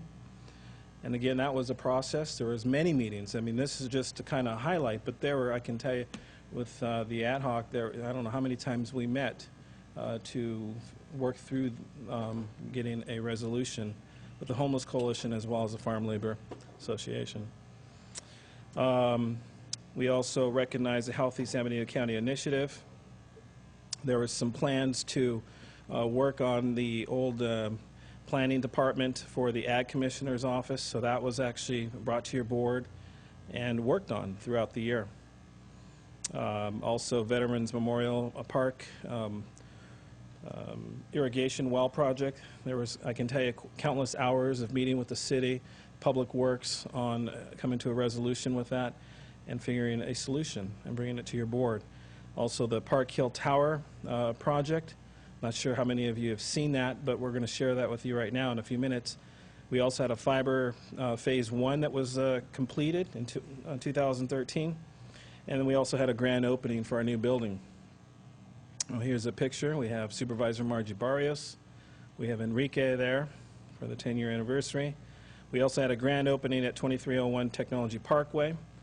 And there is Supervisor Margie Barrios again with Supervisor Anthony Botello, our Sheriff Darren Thompson, myself, Steve, Gary, and Adam. And we have them actually going through and cutting the ribbon. So we had Anthony Botello there actually giving a presentation at that grand opening. and we had the public actually go through the facility at that point. The Park Hill Tower, as I mentioned, really is a federal mandate for law enforcement. At that, we had an extension, but that extension ended at the mid-2013 to get all their law enforcement handhelds to a narrowbanding frequency. So this particular tower was able to assist with that to give better coverage out in the North County. And our Public Works Department was a big part in helping out with that. The Sheriff's Office, the Technology Department as well worked quite a bit on this particular project. You can see the tower there. And there's a shed there on the left-hand side that you can see that actually houses some equipment that I'll share with you in a minute. We have the fiber going to that Park Hill. It's the first phase, as I mentioned, and that is going to really deal with multiple issues. One is the MBAMs, the narrowbanding, as well as our charter INET franchise agreement that's going away, being able to communicate between the different departments. And there's the Park Hill to knock one fiber installation there up on Park Hill. There's the power and the fiber itself coiled up. And then we actually have a map here, the overall project site plan, and it shows you can see the water towers there on the top of the hill, and then going down here to this particular office. You'll notice right there between 3rd and 4th Street, there's a vacant lot there. Not even vacant anymore with the, the big building across the street, but that's it's going right down this street here. We have the fiber. Phase 2 will be occurring this year. In April, we hired Renee Sloan, Holtzman, and Sakai to help us with our labor relations. I can tell you that our county counsel's office and administration worked quite a bit. We went through a whole interview process. We met, I don't know how many different vendors. We actually drove to their facilities in some cases, so there was quite a bit of work, and then bringing it back to your board for final approval to move forward with negotiations for the county. This was also in April. We brought to your board for a discussion item the fire, consolidating with the city on a 2-year agreement, and your board gave stipulation on what you guys were looking for, and then we actually came back, as you'll notice here on the continuance of April. It was a second meeting that we actually approved, or your board actually approved the contract. We also, that's the second item, we also had a ribbon cutting ceremony, San Juan Bike Lane. We also had the approval of the 7th Amendment for the operating agreement with Waste Connections, and that was with our new landfill operating agreement with Waste Connections. Also, too, as you recall, we had multiple board meetings in April, or the beginning part of 2013, which consisted of April, but it was January. We had in February, March, April, May, or special board meetings. And one of the items here that we discussed was Joe Paul, our auditor, came and actually discussed the different scenarios to help deal with our OPEB. And this is one of the items of discussion that we had. Here's a picture. We have Supervisor Jerry Munzer to the right, myself hiding behind a biker. We have Steve Whittree. We have Andy Moore from San Juan Bautista Council. We have Supervisor Botello, looks like cutting the ribbon, I believe. And we have Lisa Reinheimer from COG. We have Mike Sanchez in the back hiding as well. So there's quite a few people there in San Juan Bautista at the high school. And I'd just like to point out that Rich Stedman is there in the middle. He's the nameless, faceless face of the Air Resource Board in Monterey.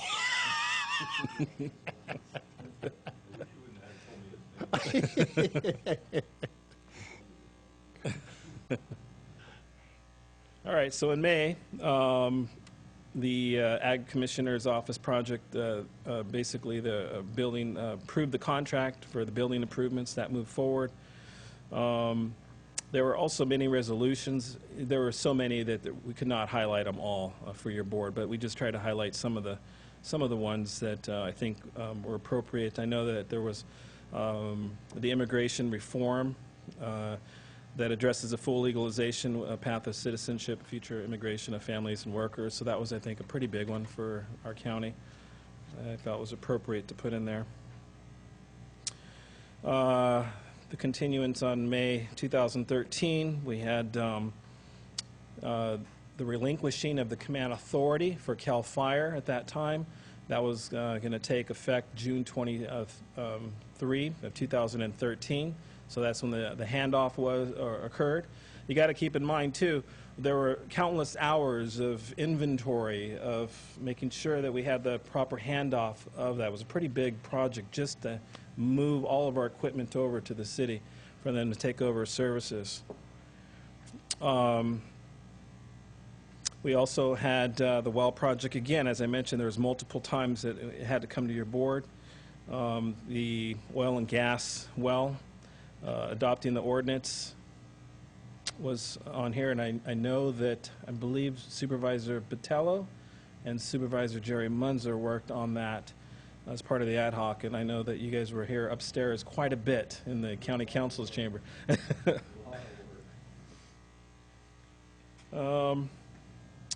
In June, I think it was prior to that, Gary Armstrong put in his resignation, the planning director for the county, and we brought on Byron Turner as our interim planning director. And we also adopted the ordinance number 918, amending the chapter 19.21 oil and gas ordinance. So this was actually when it occurred. In June,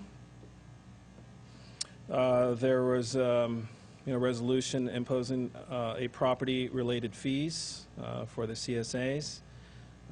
Also, too, another highlight was the agreement with Maximus for health plan education and enrollment services for the county, but in particular the Health and Human Services Department.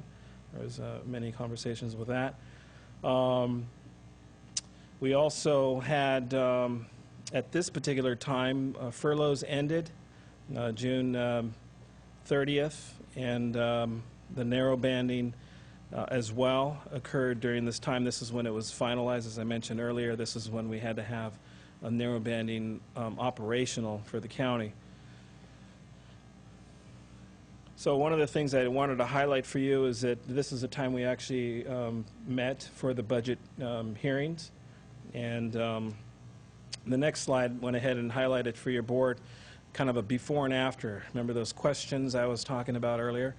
Well, when you look to the right there, budget hearings for fiscal year 12-13 took approximately a week for the budget hearing process. And this year, with staff and also meeting on a regular basis with your board, we were able to bring that down to a day. Actually, we would have been able to finish it in a day, but we had to roll it over for an hour or two, I think, the following day. I think there was a cost plan numbers that we had to work on. But for the better, really for the better part or the most part is that we did it in a day, which is a significant change compared to what we've done before. Again, as I mentioned, the CAL FIRE, we moved from CAL FIRE to City Fire, Hollister City Fire, and that occurred June the 23rd. That's when the actual operation started, so I wanted to share with you a few pictures. This was actually a fire that occurred in San Juan Bautista. It didn't actually happen in June. It happened, I don't know when, November, December-ish time frame? Yeah, it was November. And so you can see here them putting out the fire. This is Fire Station 1. And here is some training that they provide to their employees.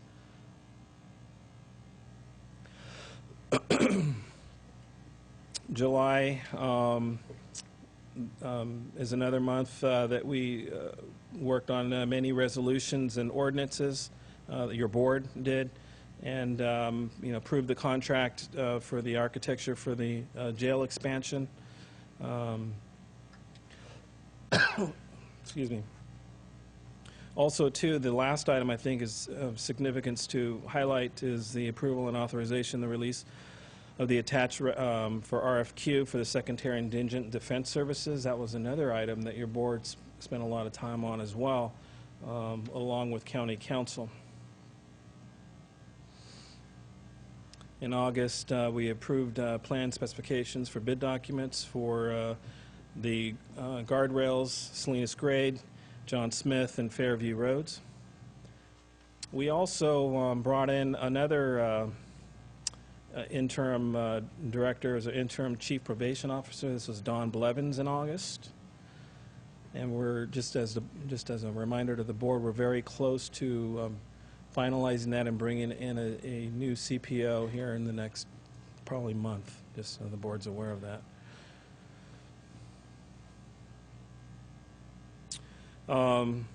The county finalized the second-tier indigent defense services for the county in August.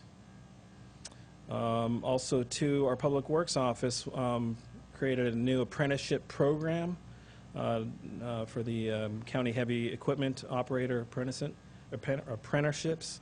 So I think that was a good program that your board approved. In September, we worked on MBAMS, as I mentioned earlier. It's a Monterey Bay Area Microwave System Extension between San Benito County, Monterey County, and Santa Cruz County. That is what we're going to be using to pass 911 traffic here in the future as a primary way of transferring calls from San Benito County to Santa Cruz at the SCR 911 JPA that we're working with. And with a backup on with multiple T1s, but that'll be our primary avenue for communication in the near future. Also, county reached an agreement with Purple Cross that shuts down on-site sales operation in September. So the MBAMS project, as I mentioned to you, just to highlight that, here's the actual dish. It's on the Public Works Sheriff's Building there. What is it, 6 foot? I think it's 6 foot dish, right? Yeah, just don't stand in front of it. It's on the corner there, as you can see. Looks beige. Here we are at Fremont's Peak. This is where the actual hop is from Monterey County. So it goes from Santa Cruz County, Monterey County, back over the hill, Fremont's Peak, back to our county. That's how it's actually connected. And it's using their towers here up on Fremont's Peak. The actual radio equipment that's set up for the MBAMS project is in our Network Operating Center 2. That's what the NOC stands for. And that is located at our new building at 2301 Technology Parkway. I'm looking. Is that phone down there at the bottom? Is that when all else fell? Yeah, yeah.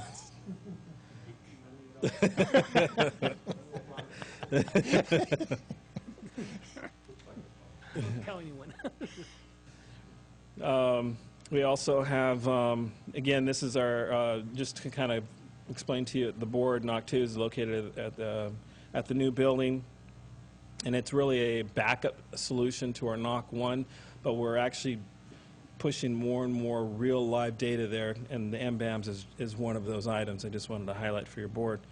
And this is NOC 2, kind of a quick picture. There's about 5 racks. So that one rack that you just saw a second ago, this one right here, is at the very end of the racks here to the right. So this first one that you see is a backup. There's a bunch of batteries in there, so when there's a failure, power outage, these backup batteries, will go ahead and keep the servers and all the equipment on. We're currently in the process this year to bring in a backup generator using Gang of 5 funds and some other fundings. So we'll hopefully have that in soon. And basically this will just keep the power on while that generator boots up, and once the generator turns on, then the power will revert back. But it just gives you a view of that. And again, all the servers are on the right-hand side. There's a video camera there, as you can see. So as soon as the door opens, It actually starts taking video of whoever's going in that building. You have to have a key access, which is logged, so we have a pretty high security in there. In October, we appointed James Whitingsword to our county as the Director of Health and Human Services. We're very happy with that. He's done a lot of work, and he brings a lot of experience to our county. We also approved different contracts. One was with the Rincon Consultants for the San Juan Oaks project. We also had a presentation to your board with the San Justo Reservoir and the zebra mussel eradication. So that was something that we've been working with our local water agency. And again, we talked a little bit about that today. The lot line adjustment, it takes time. As I mentioned, there's a lot of these things, that I've noticed that they just take time to get through the process. One was a lot line adjustment here, resolution number 2013-74 for the Southside Hospital property. Well, today, we're here in February of 2014, and we're looking at what we can do, different options. So it takes, there's months of work that goes into some of these projects. The other one I wanted to highlight is in the bottom here. Your board gave approval to move forward with the purchase of Palm Tag property. And we're going to see a picture of that here in a minute. Also, approved the lease with the Farm Labor Association and the Homeless Coalition for winter shelter. And here's that property that I'd mentioned. That property is right above that red highlighted property, Palm Tags, it's 23 acres. So that's part of the Parks project that has been brought to your board on more than one occasion. So this is really kind of the first phase of moving forward with developing this for the Parks and Rec and bringing different ball fields and other things to our county. You appointed the CAO. We also authorized the extension of the abandonment vehicle abatement back in November, and today we had another item with regards to that as well, moving forward with that.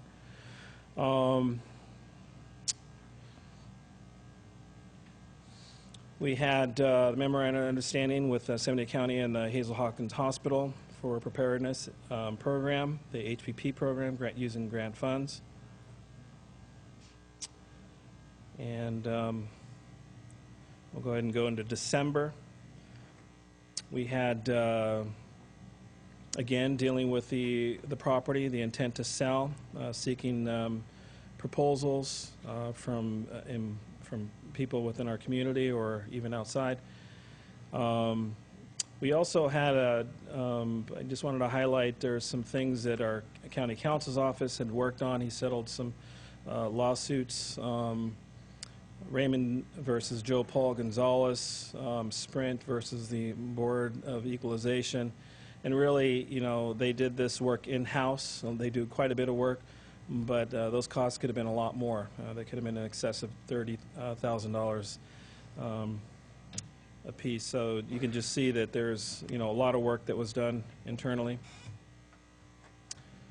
Also, too, moving forward with staffing for the building across the street for the courthouse. Our sheriff's office is moving forward with that. So, as I mentioned, we're dealing with the OPEB, the PERS, the health issues. That was kind of an ongoing, really couldn't mark an exact date for that. But we have been working on that really the entire year, and feel that we've reached,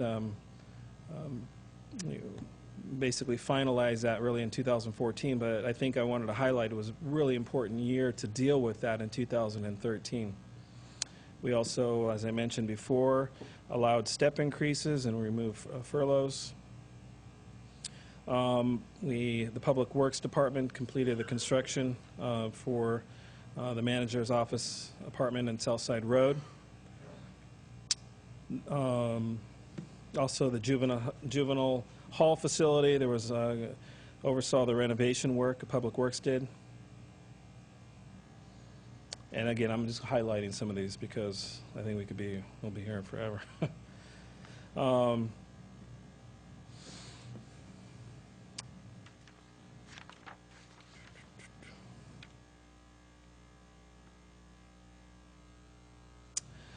one thing that the Public Works Department also did is they added new fuel pumps to better manage fuel at the yard. They also installed a large tank as well, which I'll share with you in a few minutes. Here's the oil tank that I just mentioned. Public Works, they went ahead and put this in.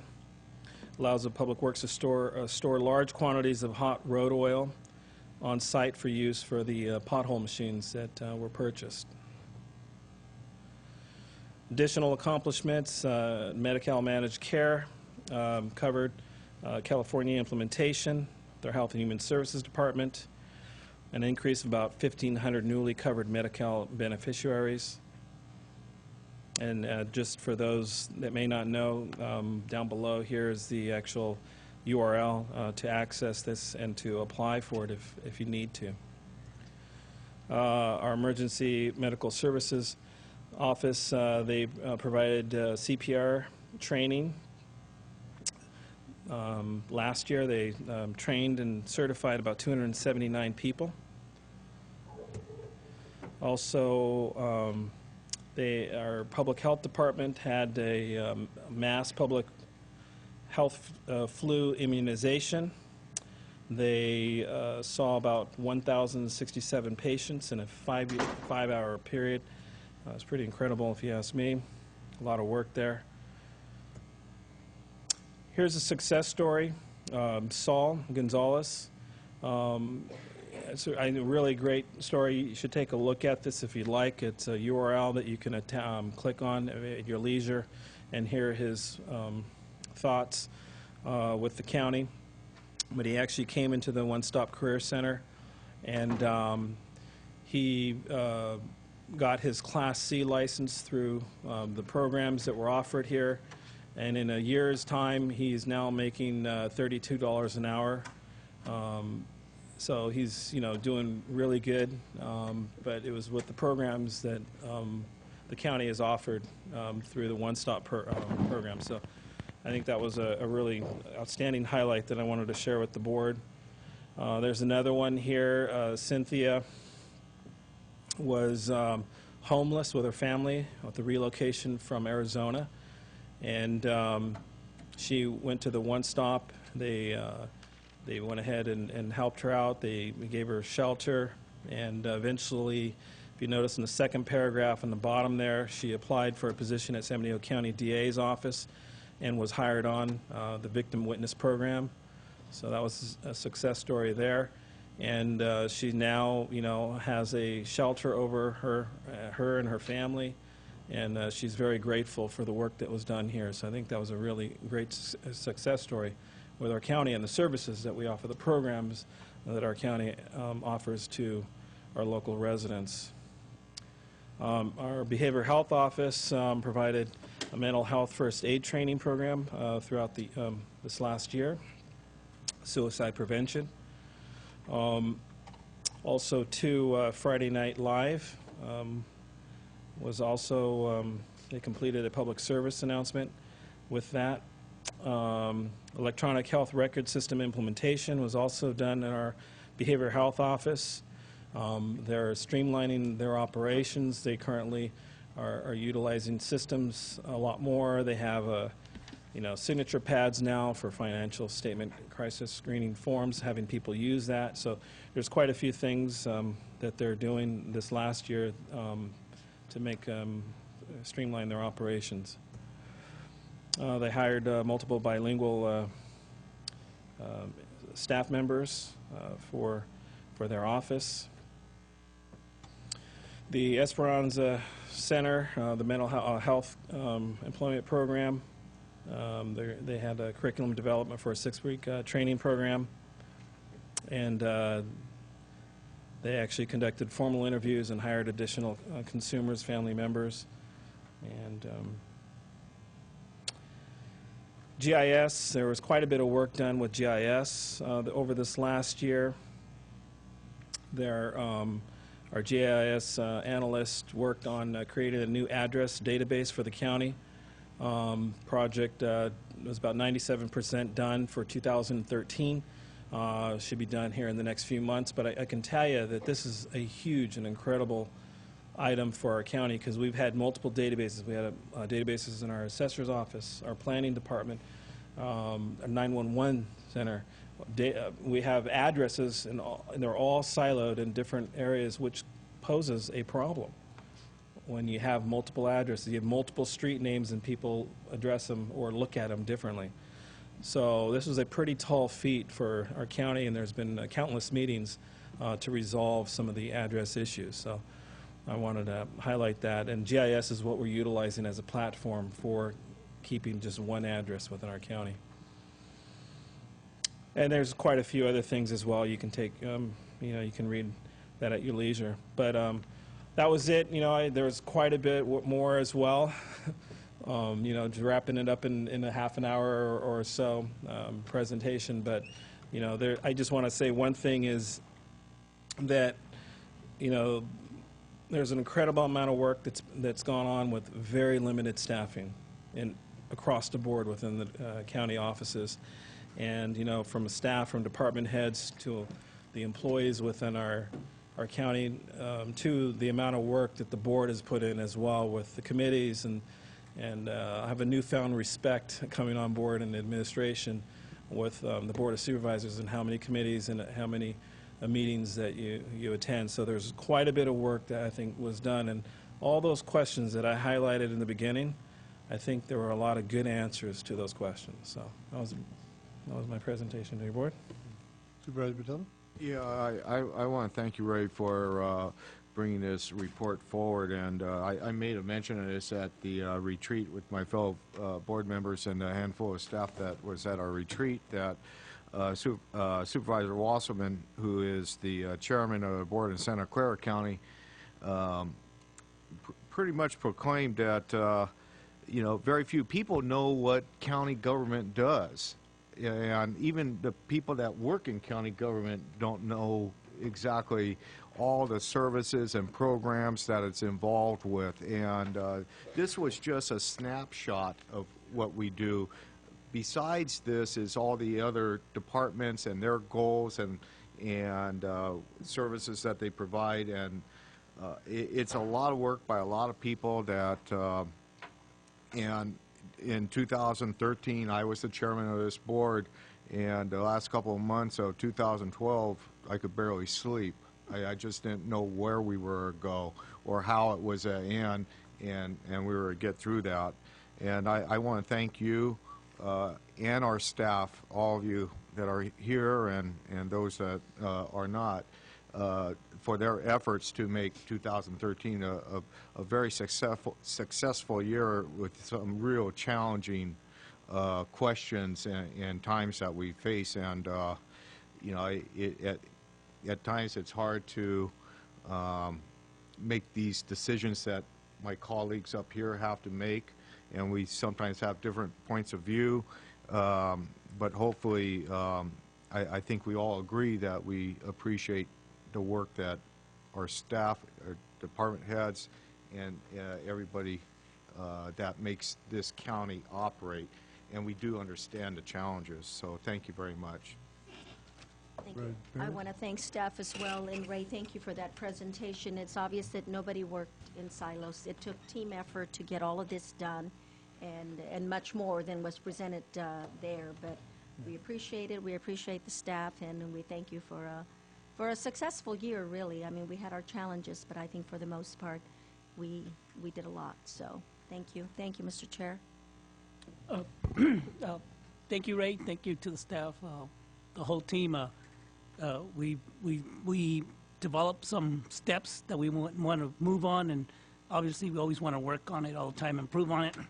And I hope that Supervisor Barrios and Munzers and Supervisor Batella really give you a thanks up, because their faces were all over your presentation. Definitely want them to really kiss I'm up to gonna you take big some time. pictures but, of you this know, next no one's year. complaining. You have to show up. Well, we know who does the work, huh? Yeah, we definitely know that there are 3 supervisors on the board, but not 5.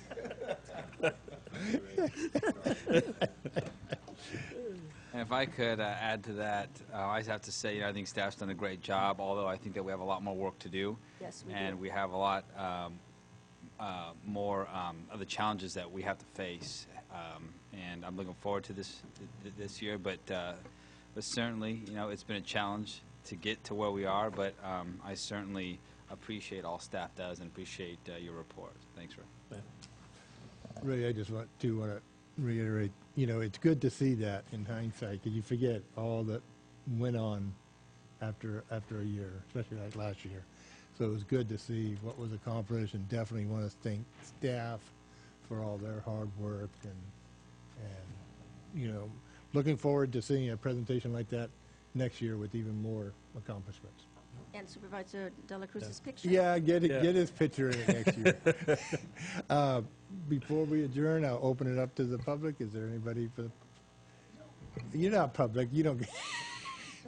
I know I'm not the public, but I just want to say that since you guys appointed this guy as CEO, I haven't had a moment's rest.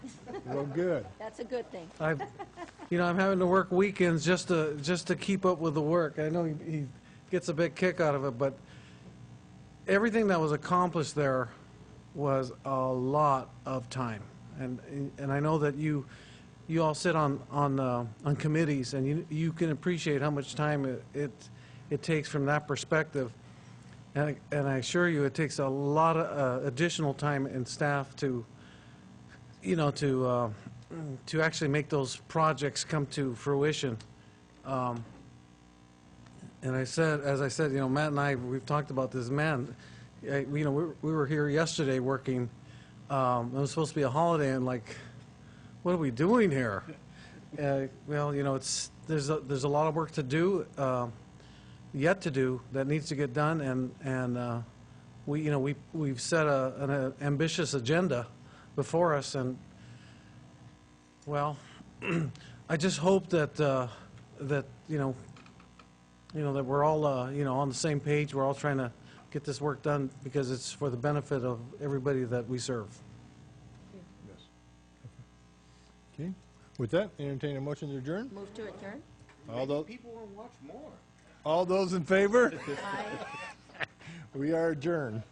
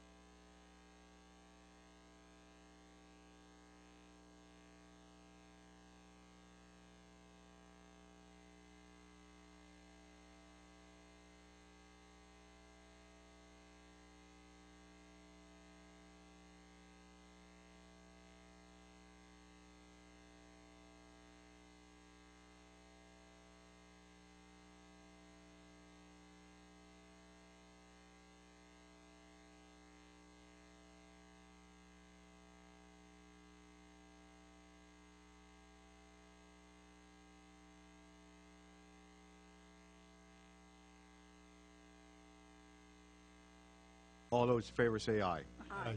Opposed, hearing none. The third item? The third item, that's a compatible use request. This involves the Isha Institute of Inner Sciences. This is assessor parcel number 121603, 62.